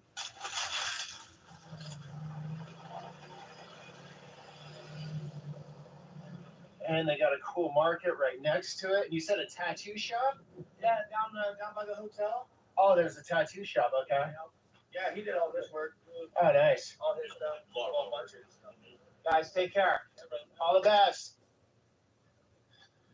All right, we have an ambitious goal to go way north in the county before the sun goes down. But since it's going down in about 2 minutes here, over that mountain, it might be in the shadows. But we're gonna try to get up there to Trinity Center. Yeah, so this is just that part of the country where, you You got your little general store, maybe your restaurant. All the locals come in, congregate there, live out in the countryside. Just a few of these little hubs, really, in the whole county. These old abandoned homes. You can see the forest just taking the home over. Brush going up over it. Wow, look at these ones right in the ravine here. Someone must be living down there. The porch light's still on. Old schoolhouse up there. Let's go check it out. Oh, it's so beautiful. There's a schoolhouse library. Then up on the hill here, you have the Congregational Church. Such beautiful architecture. Probably built around the time the old prospectors came out, built up these communities. Oh wow, look at this. And nature is everywhere. Look at these guys. Beautiful animals.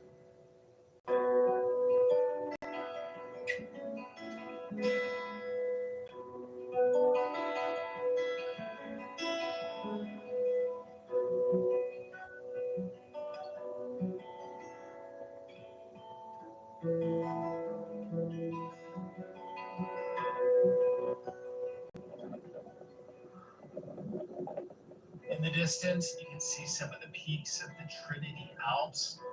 Unfortunately, we won't be getting deep into those, but that is what's around here outside of these forests, these river valleys. The majority of the day has been like this.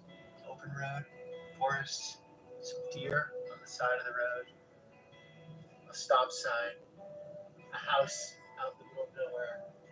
It's only 16,000 people over a ton of land, and that's the draw to Trinity County.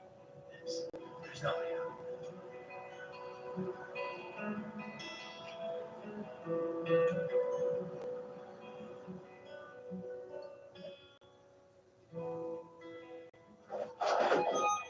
So the side across the street, State of Jefferson, is that still a thing? So what they were trying to do is make Northern California its own separate state, so that we could have our own separate laws for gun control, etc. Because they were trying to take away all of our guns and everything like here a few years back. So State of Jefferson was a movement where we were trying to make Northern California, because we're so rural, not like San Diego and San Francisco, to be its own complete separate state, add an extra state to the United States. That's a hard thing to do, huh? It didn't go through, but everybody still supports it. All the craziness that goes on in the big cities, you know. Okay, so no crime up here, really? No, not really. And if some kind of crime goes on, everybody usually knows exactly who it is doing it. So I love that small town feel where, you know, we're all basically like a family instead of a town. Have you lived anywhere else, or you've always been here? Fifth generation, my great-grandparents actually made Trinity Center when the lake inundated the old Trinity Center. Oh, that's where I want to go to finish up the video. When did they dam it? 58. Okay, and where does that water go to? It goes down through 3 pump houses to create power, ultimately into Shasta Lake, and then continues on down south. How do you guys feel about that? I know that they really didn't want it to happen before the lake was put in.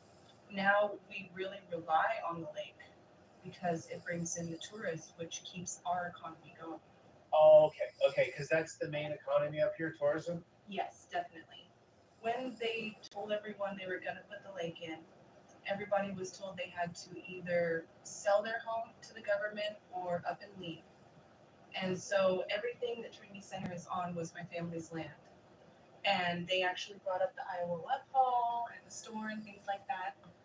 And they brought the buildings up from the lake shore? Yeah, up to from here? down where the lake is now. Oh. Everybody who wanted to move their home, our family went ahead and helped them and brought their homes up here.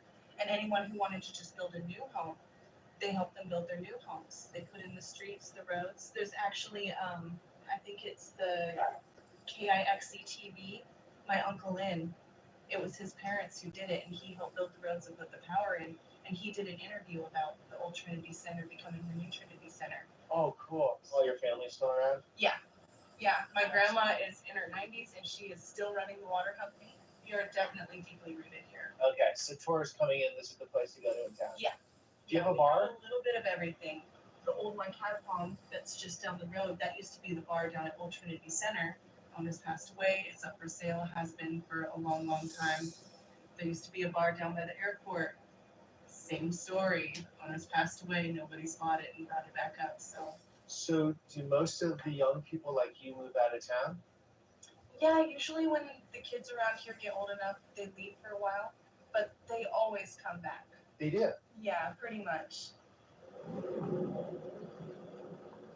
Here's the lake we just talked about. There's also a tiny airstrip over there.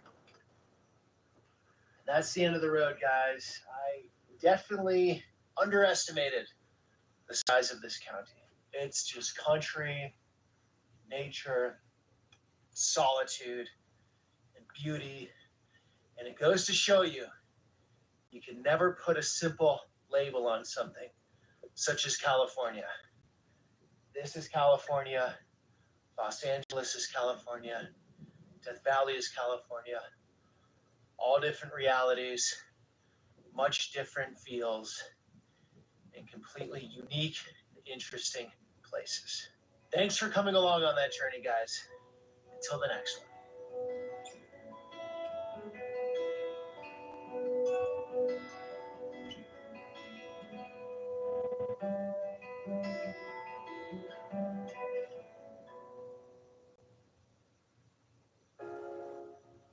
You're about to go viral, but it's not so bad, even if you'll forever be known as the hashtag dad. Just remember to take like one spoonful at a time and go.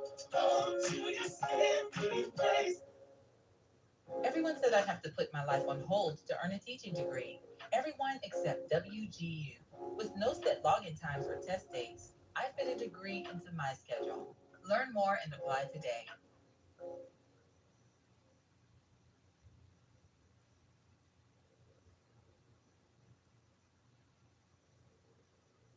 How many veteranos are left in East LA? Just a handful. I can ask, what kind of crimes did you commit? Let me just put it to you this way. Right on. You gotta be careful where you go, you know? It's like Disneyland. So trying to justify the speeder, whose side are you on? This amount of salsa is gonna put some hurt on? You wanna be the main wolf in the wolf pack. You never know who you're disrespecting. When you have a habit to support, you're not gonna do pretty well if you're selling Boy Scout cookies. We're romantic people. I might not be good looking, but I sure look like looking good. Yeah, homie. You have a lot of pride being from here. I have a ton of pride. I take full responsibility for my actions. I didn't want to never believe in blaming anybody. If I walked in here alone, though, they're gonna think you're a cop. You're not gonna find it in history books.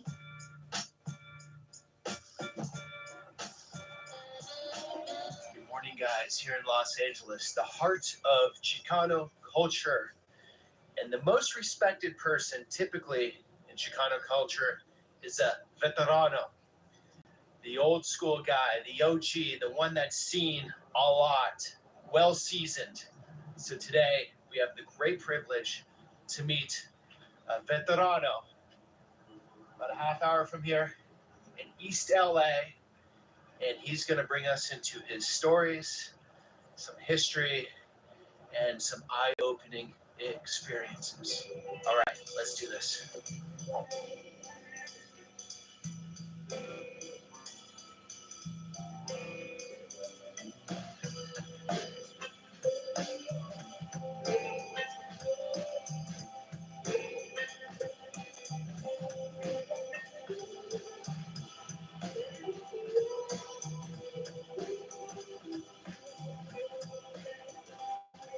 Daniel, What's going on, brother? how you doing? How you doing? Doing well. Welcome. Looking fly like always. You too, man. Spiffy. Thank you. Ezekiel. Pleasure, my pleasure. I'm Peter. Thanks for meeting up. All right, guys. Many of you know these characters from the videos I did last year here. If you don't, they're fantastic videos, fantastic guys. Ernie is the owner of this beautiful lowrider. Yeah. People call me veterano. The first time I heard that term, I was like 48. And some young kid on the bus, young Choli Chicanita, she called me a veterano. She said, "Are you a veterano?" And I'm like, I didn't think I would ever live to hear that term. Now that I'm 64, I see myself even more so earn that title. But I just lost a friend named Bobby Taylor. He was 85 years old. He passed away yesterday. I'm sorry. I would, in fact, I'm wearing the trench coat that he gave me Yeah. a couple years back. I was visiting with him, and he wanted me to have it. And for me, I'm wearing it in his memory, and I'm wearing it also because it looks good. The guy had good style. You are styling, yeah. So he would qualify 100% veterano. How many veteranos do you think are left in East LA? To my knowledge, just a handful. Well, there's probably a lot of them, but as far as them being out in the open, being around, they're very private. We're going to learn on this journey today, but there's the difference of being active and not active, right? Like you told me on the phone, you're not active, correct? Not active, which means not in the mix. Not, if someone was to ask me where am I from, I identify myself as being from Maravilla, East Los Angeles. But as far as you look at me, some people see me as a grandfather. They see me just an old man.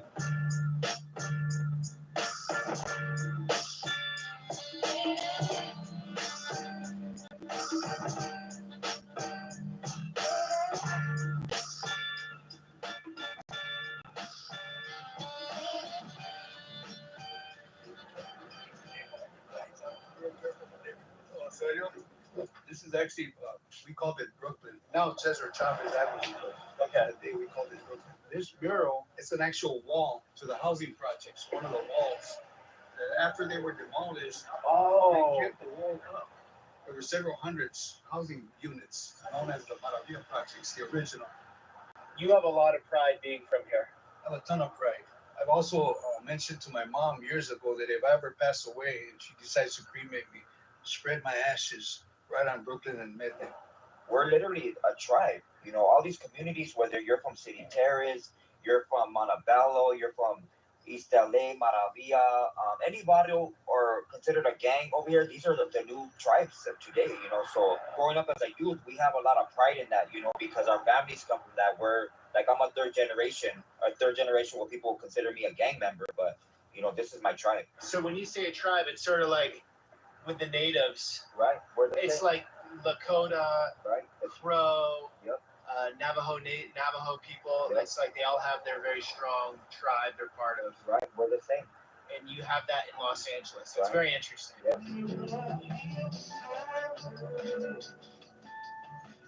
A lot of my cruises bring people out, showing them East Los Angeles, Boyle Heights.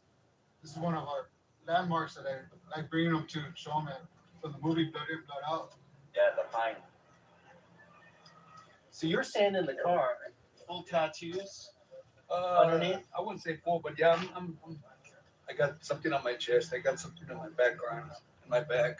I have a Maravilla on one side of my arm, Mara, and then the Villa on the other side. I mentioned being born and raised there in Maravilla.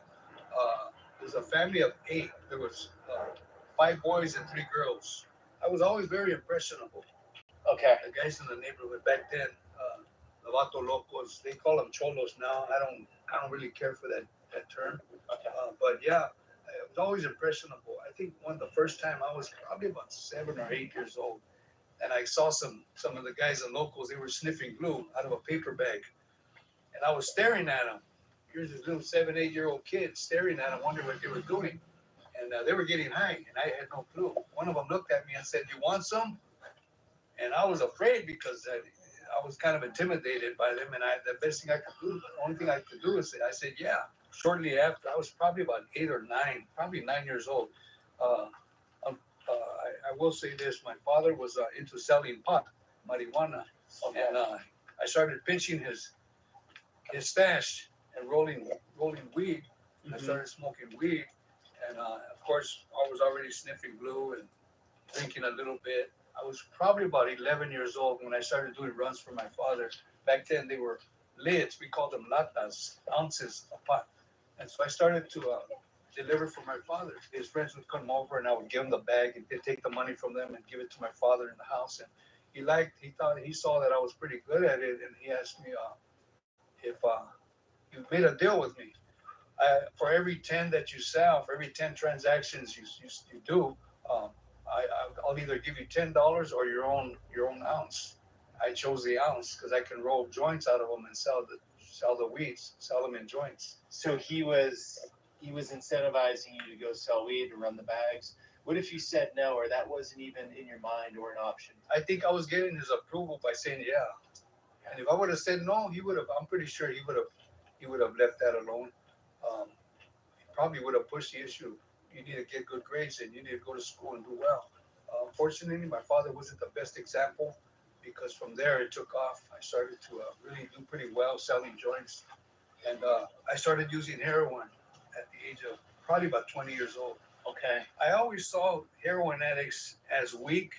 I would hear that word hypes a lot. And when I would see them in the neighborhood, they were disgusting. They were weak, filthy, and they couldn't be trusted. And so I said to myself, I would never be a heroin addict until maybe a decade after that. I was curious. Some guys use and they're not drawn to it. They don't like the high. Okay. They have a bad experience and they never use again. Those are the lucky guys. I was the other type of person that I liked it, regardless of the vomiting, the nausea, the vomiting, the reaction. I actually was recruited or got into the Lopez Maravilla neighborhood at 16. And I was pretty impressed how they conducted business. I just wanted to try myself. Jesus. You totally scared me. Oh, that was funny. It was right by ear. That's a dog this big.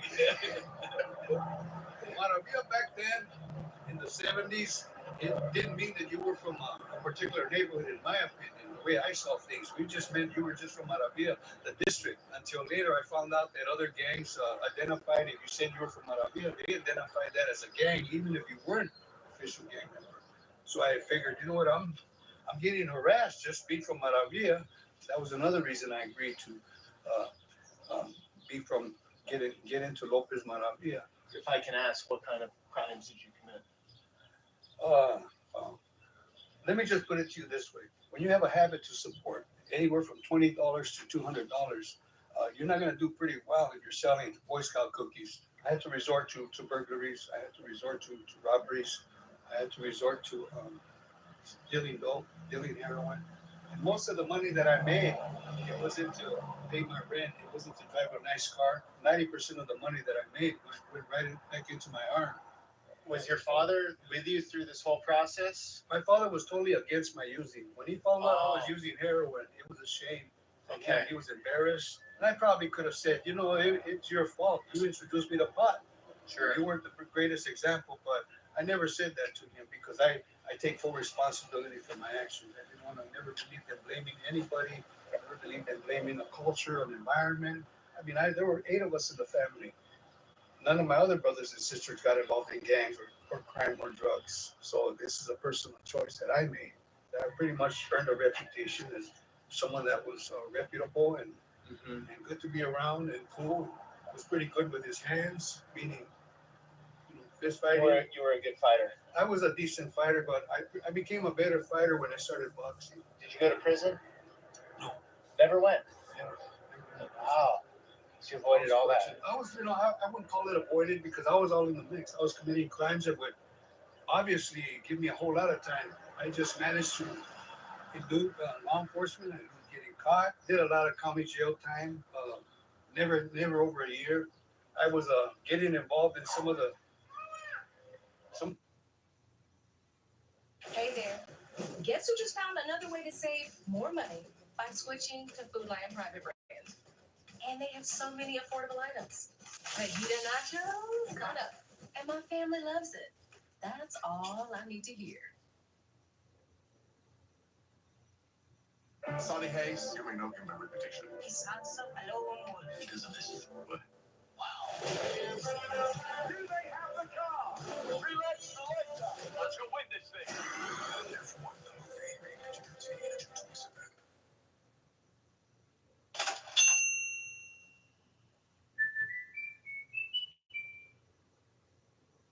We've got ourselves a potty trainer. Look at her, using pull-ups training pants just like undies. If accidents happen, pull-ups back her up. So every day is a big flush forward.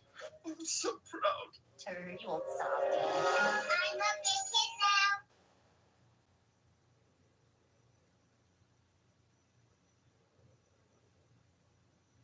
I purchase properties in any condition, and I mean any condition.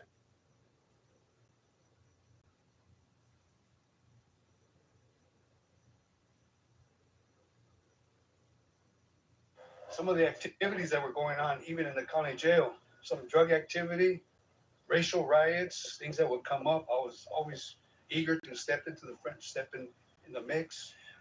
Jail is very racial, isn't it? In California, yes. Latinos stuck together, blacks stuck together, and the minority of whites at the time stuck together. These Samoan guys I was with the other day that all put 20, 30 years into prison said, with Samoans, the new guy going in, they embrace him. Yeah. They don't make his life hell. Yeah. The whites, they make their lives hell, and you really have to prove yourself through physicality to like earn respect, Yeah. or else you just get gnawed on. Probably because they're outnumbered. I think it's outnumbered, so they need a solid nucleus. The Samoans. The whites. Oh, the whites. Okay. Yeah, and the blacks, from what I've seen, they have a different culture, the different setup, I guess you could say, and they're not as tight-knitted and not as dependable as the Chicanos were. A lot of respect, communicated a lot. Some food came in, everyone shared it for the most part, at least the immediate circle. Shared food, we call it a spread. Make sure that you shared, you included certain individuals. And so it was more like a family structure. You haven't been to jail for 20 years. Yeah. I'm gathering you don't commit crimes anymore. Not today. It's been 20 years. I've been clean, 20 years. actually. I've been clean since 2004. Clean from heroin. Clean from heroin. I was on the streets. I was already by myself, homeless on the streets, hooked, living in downtown LA on Skid Row district. I went that far. Oh wow. My connections didn't trust me anymore. People didn't trust me, so I was pretty much on my own. I heard a friend of the family passed away, and I went to go pay my respects to this service here in East LA, here in Maravilla. Sure. When I showed up to pay my respects, I saw my family there. Didn't know they were gonna be there. Saw my mother, my brothers, my sisters. They looked at me like they saw a ghost. Asked my mom if it was okay if I went back. At the time, they had moved to San Bernardino. My intentions were to clean up. I had a sack of heroin. After I used that, I was gonna kick and clean up in her house. That didn't happen. I ran through my sack and I started committing crimes, and I started to continue using it in San Bernardino. After about a month of that, I said to myself, I didn't come here to bring this monster of a habit to my mom's house so she can see me live this way.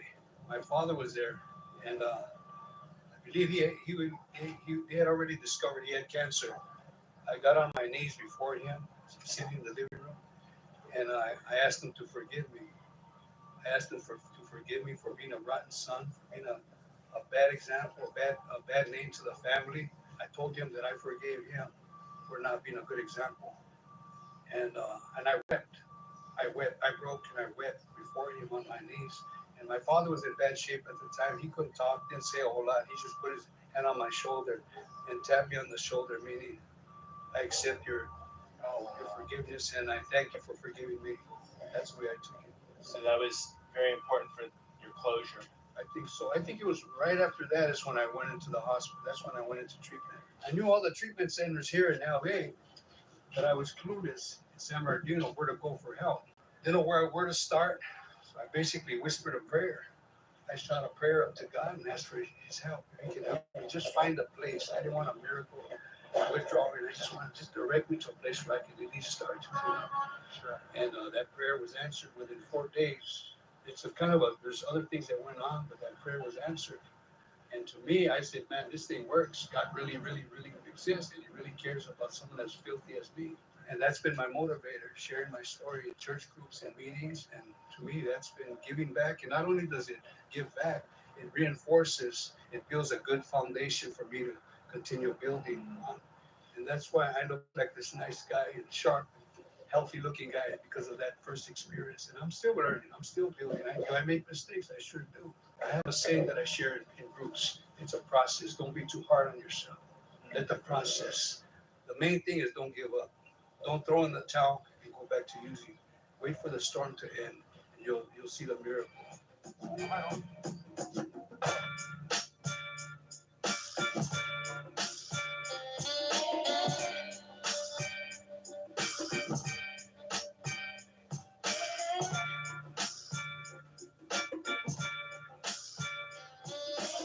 It's just a known spot. They used to have really, really good food. You know what's kind of dumb that's known about this Troy's is the bathroom. The bathroom, bro, was tagged up by every neighborhood to try to get a spot in there and try to write your motto before you got shot. Peter, this is the famous Maravilla train station stop. Well, not famous, but one of them. I call it the name of the station, the stop here to Maravilla stop. This is where I grew up right here, Peter, down the street, 10 houses down. Right down there. Yeah, when I was homeless, I stayed under the bridge right there for 2 years. Nobody ever knew because I dressed like I still had my clothes nice. I would go shower, go do my work, and then try to do as many tattoos as I can do because I didn't want to come back to the bridge, man. It was cold there.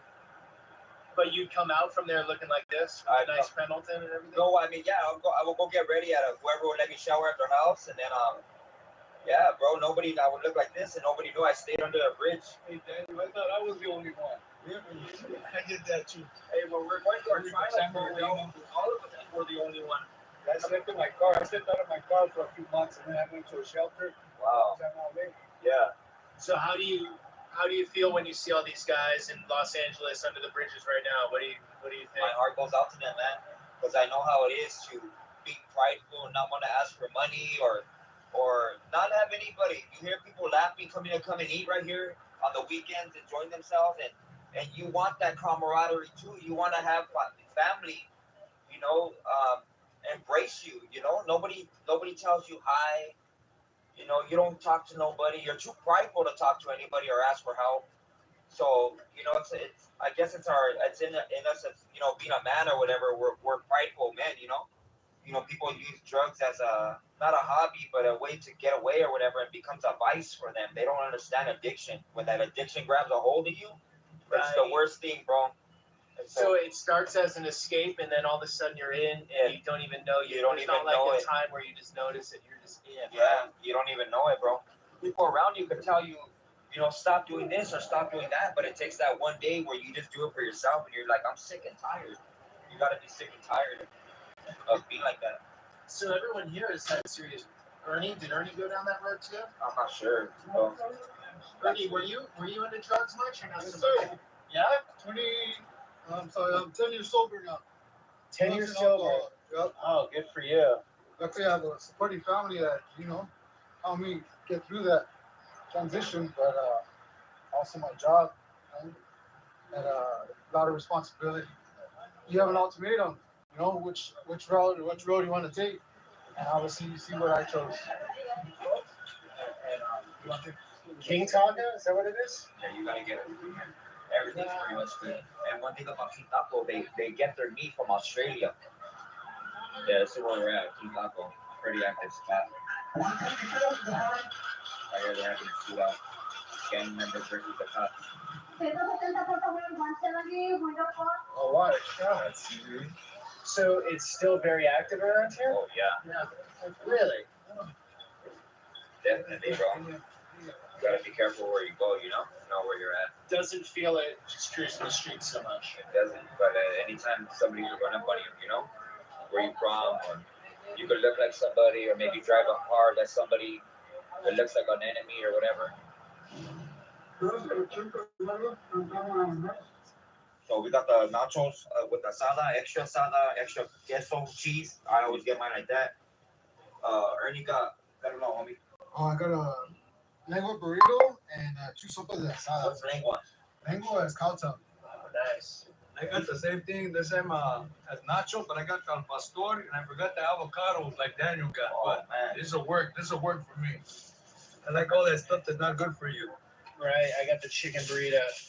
Daniel's laughing, say this amount of salsa is gonna put some hurt on. On the You're way saying? out, it's gonna hurt. It's a tearjerker. Yeah. All that beef fuzz you have on your face, it's gonna turn to a beard. Put some hair on your chest, Peter. I'm finding it not too bad. Hey, we gotta give him the hot chip challenge now. Take him to Rupert next time.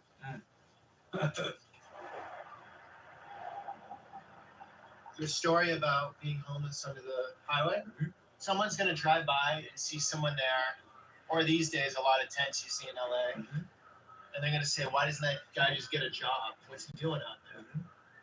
What are your thoughts? Like, what are people maybe not seeing that you would know? There's a good majority of homeless people that do got jobs. They do work construction. They do work at stores or whatever. Nobody knew that I did tattoos. Everybody just judging me, whether he must have just got out of jail or he's whatever they're judging me, bro. I mean, there's a lot of stuff they could say, but nobody really knows that I have a job. I save up my money for the weekend, and on the weekend I get a hotel room for me and my kids. Oh, so you would do that? You'd get a hotel on the weekends? Yeah, on the weekends, and my kids even thought I lived in a hotel. They're like, "Oh, well, you stay right here, Dad. It's pretty nice." Like, yeah. So your kids were with your ex-wife? Right. With their mother? With the mother of my kids, they stayed with her. Oh, okay. Yeah, bro. And I would spend my money on them. We go to, Knott's Berry Farm like if it was nothing.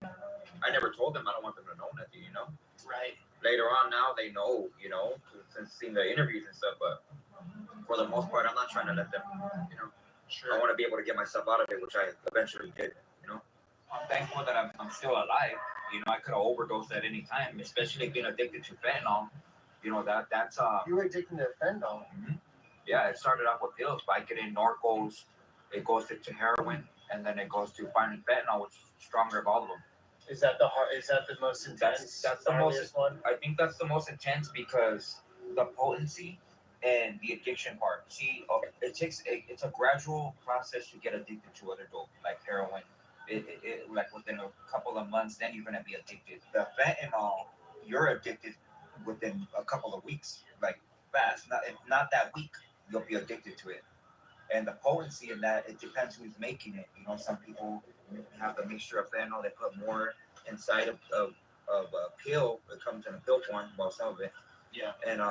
And people don't get the high because they build a tolerance to it. So what they'll do is they'll take another pill, and like the young, I call them youngsters, the younger generation, they'll take a double pill, another one, because they think it's gonna hit them fast. But what happens is they both hit at the same time, and those kids don't wake up.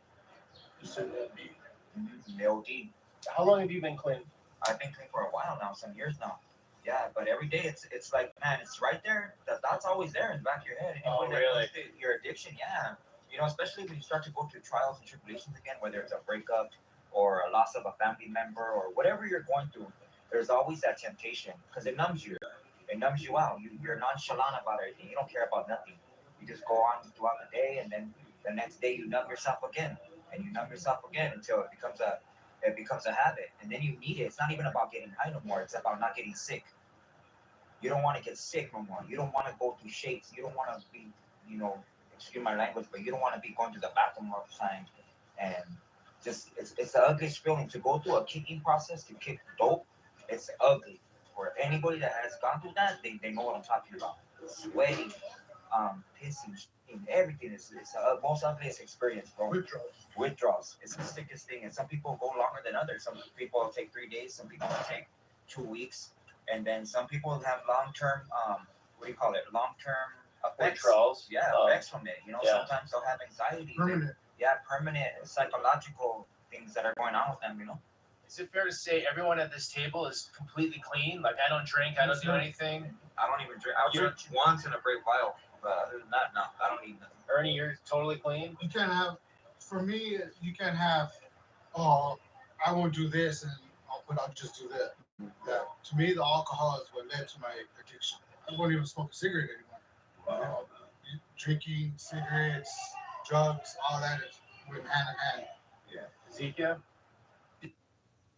I'm obsessed with Nature's Promise at Food Lion. Me too. It's made with all these fresh, wholesome ingredients. Oh, taking your mom game to the next level. Look at me. I'm like mom 2.0. 2.0. Oh.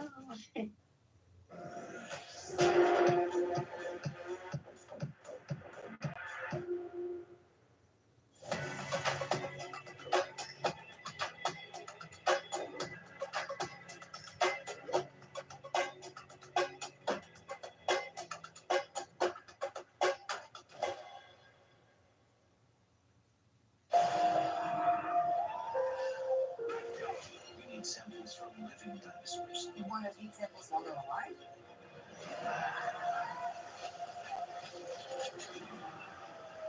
Jurassic World, rated PG-13.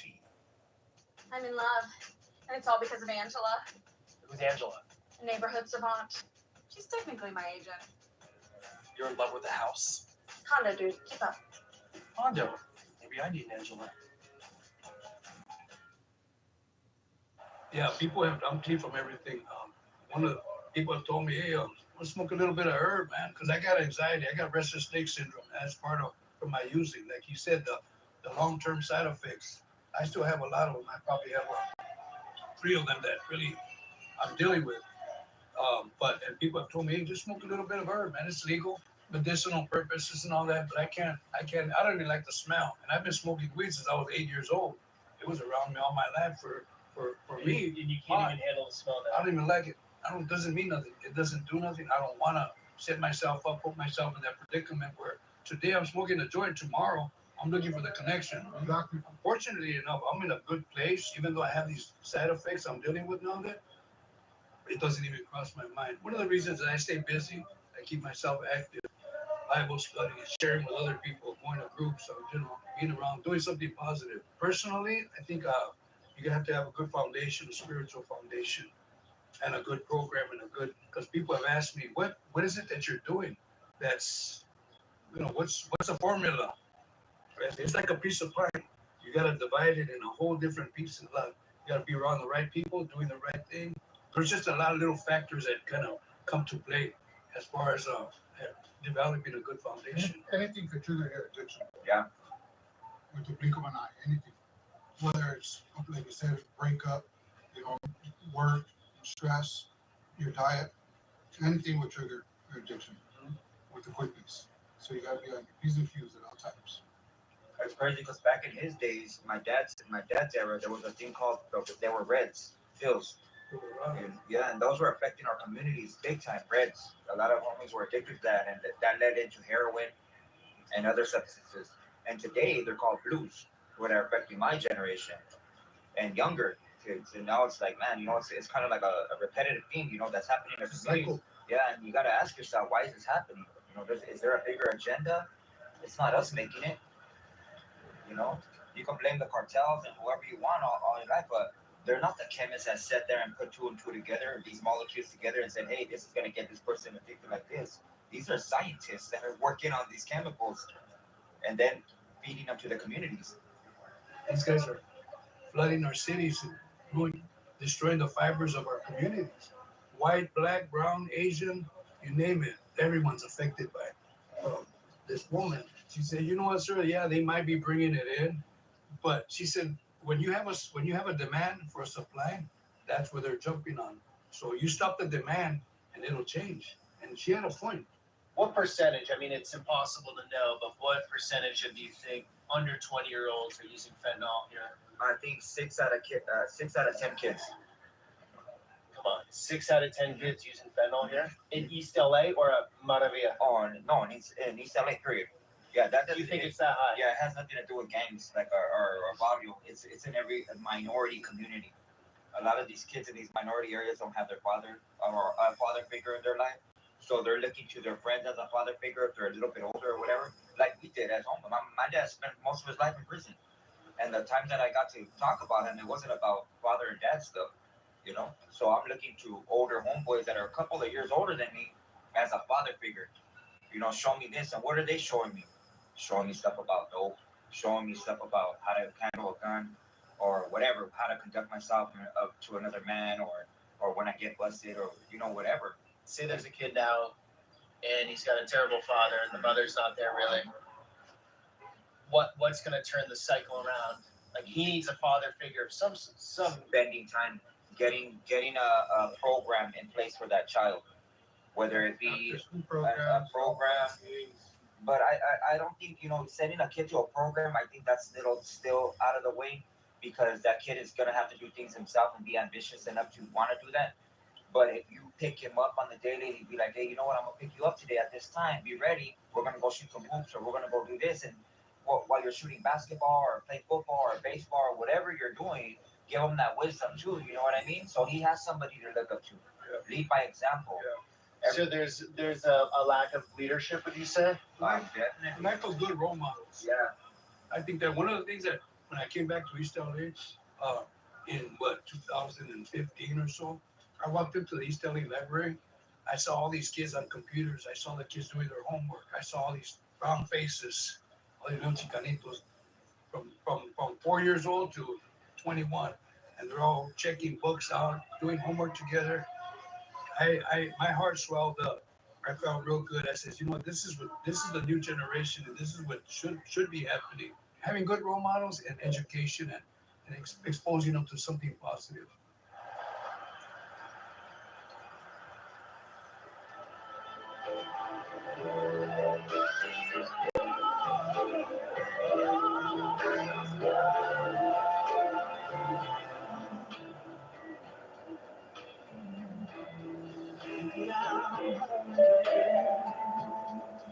This is Whittier Boulevard. Yeah, Whittier Boulevard. And you were saying off camera that you would never come here growing up. Yeah, back in I was about 15, 16. I had already heard all the stories, all the war stories, all the shootings, stuff that was going on down here. All the different car clubs were feuding, a lot of conflict among the car clubs. Probably late 70s is when I came down here finally to cruise around. One of my homeboys had an old bomb. He was coming down here by himself. He had a black bomb. I think it was I'm going to guess, probably a 58 maybe. Black bomb? Black bomb. It's an old rounded car. Okay. We call them bombs because they're rounded. And when I got in this car, he had a shotgun. He had a sawed-off shotgun in the front seat of the car. I couldn't enjoy myself. I had to be looking over my shoulder. I had different cars that would cross each other's path here on the boulevard. Everyone was giving, dirty looks. All the guys were mad dogging each other. Some of them were yelling out their barrio, their neighborhoods. And I already know the history of the place. And I was just, this place ain't for me. I can't really enjoy myself. If I come here, I'm probably going to either get shot or have to pick up that shotgun. Do you feel it's dangerous at all right now, or not really? No, it's like Disneyland. This is graffiti right here. That's Fort Maravilla. So they claim this area right here. Whenever there was cruising, all the homies would come out. You try to write your placazo, you cut your barrio big. See how they write it on big? Yeah. Everybody cruising on their lowriders, they want to emphasize like, hey, this is my territory. You go out to different barrios. You go out to City Terrace, the homies out there write their barrio. The homies in Sereno write their barrio. They want to make sure you see it. You know where you're at. You know what I mean? So what does that mean if you're not from there and you see that? If you're not from there, you better make sure you're not an enemy. Unless people know where they're at. Yeah, like show respect while you're right here. We were all kids, but we're trying to be a man. It's the alpha in us. You want to be the main wolf in the wolf pack. So right now, who's the alpha? Me. Nah. It looks like it. Everyone knows you. No, I mean it's all respect. You know what I mean? It's just there. I don't carry myself like that no more. But I still demand respect, or for anybody that I'm with. Like you're with us, so you're under our umbrella. Nobody's gonna come and disrespect you or say something derogatory towards you because they're gonna get their ass handed to them. Like that, You never want to disrespect someone's friend or companion or somebody they're with. We're hosting you. We're inviting you here. We're not going to let no one disrespect you. Right. I'm going to say, check out that gabacho with the camera. Yeah. We won't let that happen. They do something like that, Spencer. That's disrespecting us. Yeah. Okay, yeah. One of the things that the respect was so high is because you never know who you're disrespecting. A person might be quiet, might not be loud, might not be as Boko or even Tad and whatnot, but that person might just have potential of taking might have a history of taking lives. And so you want to walk, so to speak, with you want to walk carefully and respectfully. Not I mean carefully, just like on needles and pins. You want to be respectful because you never know who that person is. Pretty much to this day, regardless of who I know, who I'm talking to, even women, kids, I'm respectful. I know they're harmless. They're not a threat to me, but I'm still gonna give them the respect because that's how that was a big word growing up. Yeah, the energy that you put out, that's what you're gonna receive. You know, if you come out derogatory or you come out like thinking you're the shit or this guy or whatever, this killer, you're gonna meet a real killer, bro. You know? So you gotta be careful with how you're conducting yourself at all times. No matter if you're in Alaska, or East LA, to the Hawaiian Islands, wherever, bro. You show people and their culture the same respect that you would want in your culture. Hola. She dances. This lady dances everywhere. Just on the street? Yeah, she's just happy. Her main thing is to spread joy. It's funny because she puts out that energy and she gets it. She gets it too, bro.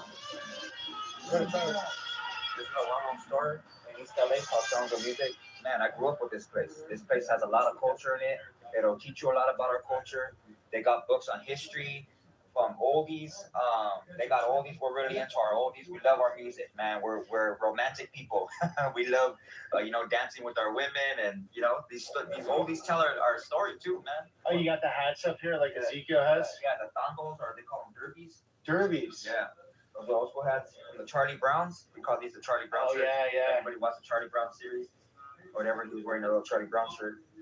These aren't Pendleton, but these are similar to what I'm wearing as a Pendleton. Yeah. And shirts, everything they got right here, bro. I grew up wearing Stacy's since my 20s. It was basically black and brown shoes, and then they had the different styles. So, everything was creased down, clean and creased and color coordinated. So this is the same fashion that would be worn, say, 30, 40 years ago? Yeah, 40, 50. 40, 50. Yeah. And then prior to that, the Zootsu era, the long chains, the crosses, large collar shirts, the long coats, the Zootsuits. I might not be good looking, but I sure look like looking good. The word Chicano derives from the Mexica or Chica, the word Chica, meaning a bloodline lineage of the Mexica or Aztecs. Later, it was changed. I think when Spanish got implemented on our people, they thought Chica was Chica, meaning smaller than. So a lot of the what we call paisas in Mexico would use it as a derogatory term to Mexican Americans that were across the border, and they would call us chicos. And so that's where the word Chicano comes from. But it's really a bloodline of the Mexican. Chicano. That's a compliment. Yeah. That's a nice cemetery. It's a Catholic cemetery. This side's Catholic. The other side of Whittier Boulevard is Jewish. Yeah. There's a Jewish cemetery. You go down the First Street, there's an Armenian cemetery. You go down further down across from that, there's a Japanese cemetery. Yeah. So you have different ethnic groups. So this is a famous Obregon Park. This was known as El Hoyo Maravilla. This is called the Hole, El Hoyo. But this is a well-known park. A lot of homies will come and congregate and, play dice or cards or just, come and hang out with each other. Play handball, basketball. 100 homies, 80 homies just kicking it right here. Did you ever know Babe? Yeah, I knew Babe good. Yeah, Babe and Dickie. He's my dad's generation, isn't it? The older, the two you're asking, that's my grandfather's generation in the 20s and 30s. Those were the wars when they would go at it with the Navy and the police. And the police would bust a lot of our raza and take them to jail, beat them down, rob them, all kinds of stuff. Yeah, Can we park here? Is that all right, or don't stop? Yeah, I mean, you could check it out, but I wouldn't walk you around right now. Why is that? It's too active right now, bro. A lot of stuff, a lot of. Too active here. A little vulnerable. Yeah, you never know who's gonna pop out of the bushes and gonna question us or. If we're by ourselves, then yeah, but you're a guest, and I'm gonna put you in harm's way. Okay, so if I walked in here alone, though, they're gonna think you're a cop, probably. So they're gonna mess with me or not? Not mess with you. They're just gonna keep their eye on you. You'd have to tell me you're a county worker inspecting the pool. Yeah. Pool boy. You're gonna just inspect the pool. Make sure it's up to standard. They're probably just said, okay. You can. So interesting. So I wouldn't gather that by going by here. It looks like a clean, nice park. Yeah. But you're saying they're eyeing me up. You're gonna look like a parole agent. You're gonna look like a federal officer or some type of official or something. What is it? Is it the no hair? What is it? It's just your look. Your what you call well, homeboy called you cabacho. We call you güeros, but you're just not. You're suspect. You know, and even cruising like this with you, we look like we're taking you to go buy some dope or something, or we're up to something mischievous like you know.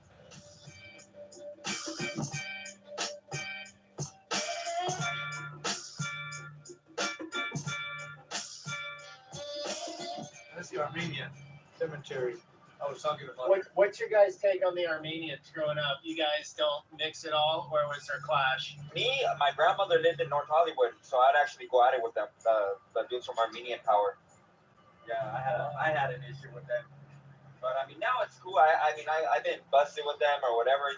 It's cool now, but as a kid, as youth, they were in their youth, and you know the same thing. You know they considered that their neighborhood over there, so. And I wasn't about to have any of that. Were there any groups back in the day you guys necessarily aligned with? The only interaction I would say we probably kind of rubbed shoulders with other nationalities were the Asians, and that was during. That's a whole different subject, but that was during the political warfare that was going on with the Maravillas and this other large conglomerate prison gang. Gasho Maravilla had a green light. They had a green light. You talk about the Chinese, Japanese, Koreans, Filipinos, and all the Asian cultures. We were the same. We were sort of in alliance with them. That reddish type of building, it was a courthouse. Yeah. The substation, police station was right here. I was 12 years old when I first heard the cell doors clang behind me. I was involved in a burglary, a house burglary. I was 12 years old, like I said, and me and my partner were trying to find things in this house here in Monterey Park, actually. And of course, you know, they released us to our parents, our kids. Could have went to juvenile hall, but they just released us to our parents. And then it was an ongoing thing after that, ongoing experience with that place right there. Look at him. He's trying to make money right here. You see him? Performer. Right. I've never seen that in the U.S. They do that in Mexico. Look at him, performer. Get down. Get down, homie. So there's the Starbucks that just came into the hood, huh? Yep. They're trying to gentrify us, Peter. Whose side are you on? I'm not into I'm just Starbucks. playing. Put them on blast. I like authentic stuff, authentic people, authentic businesses. Yeah, me too, bro. Real. That's what I get from your videos, man. You take us deep into other people's culture. That Thanks, there's a lot of similarities in our cultures, man. You know? Oh yeah.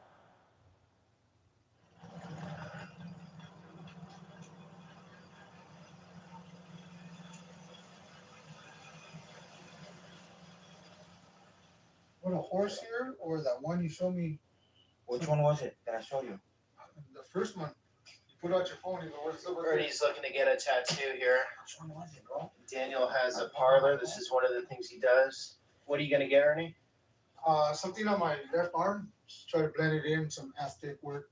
Oh, nice.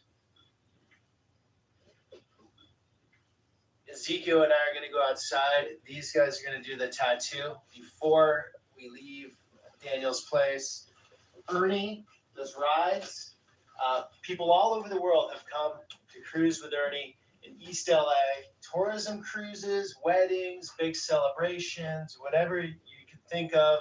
You want to get that East LA experience? Ernie's the guy. I'm going to leave his links down below. Then we have Daniel. Yep. If you're in LA, need a tattoo, he's the guy. He also has a YouTube channel. I'm going to leave those links down below. And we're going to go outside, guys. Thank you. Thanks again. Yes, always, Appreciate it. always welcome. Yeah, man. All right. Thanks for You the are cruise. here. Thanks for the cruise. All right, Ezekiel. That was awesome. I'd like to close it on this. So, what do you think people can learn from you, from a seasoned veterano? You know, I have to say, one of the things that has benefited me is listening to the older guys. Some of these youngsters, they don't want to hear it. They don't value knowledge. They don't value their experiences. And You can learn a lot from older folks. And I'm not saying I have it all. I have all the answers. I know it all. But I think I got a few things under my belt, experience-wise, that can benefit someone else. Be kind. Be respectful. Get an education.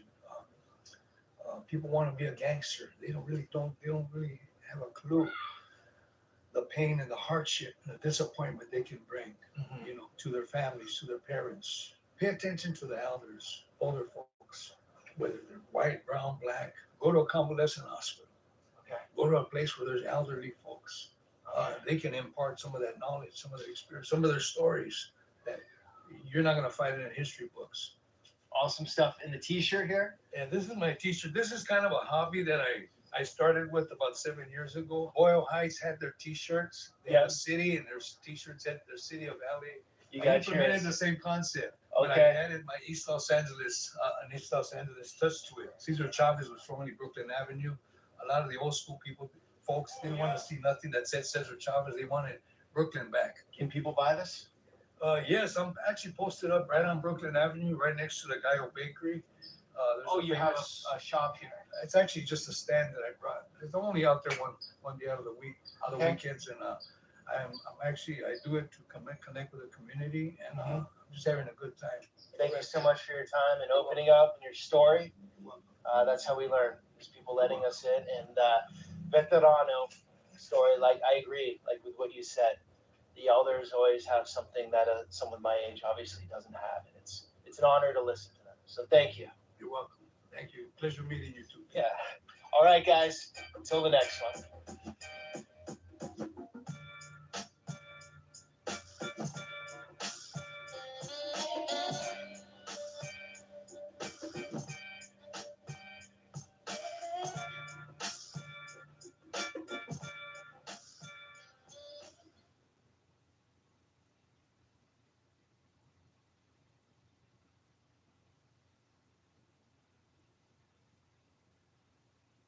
A lot of this is new to you. It's good to see you again, Trevette. I remember this 2.5 years ago. Artel is there, dropping, just waiting for the school bus to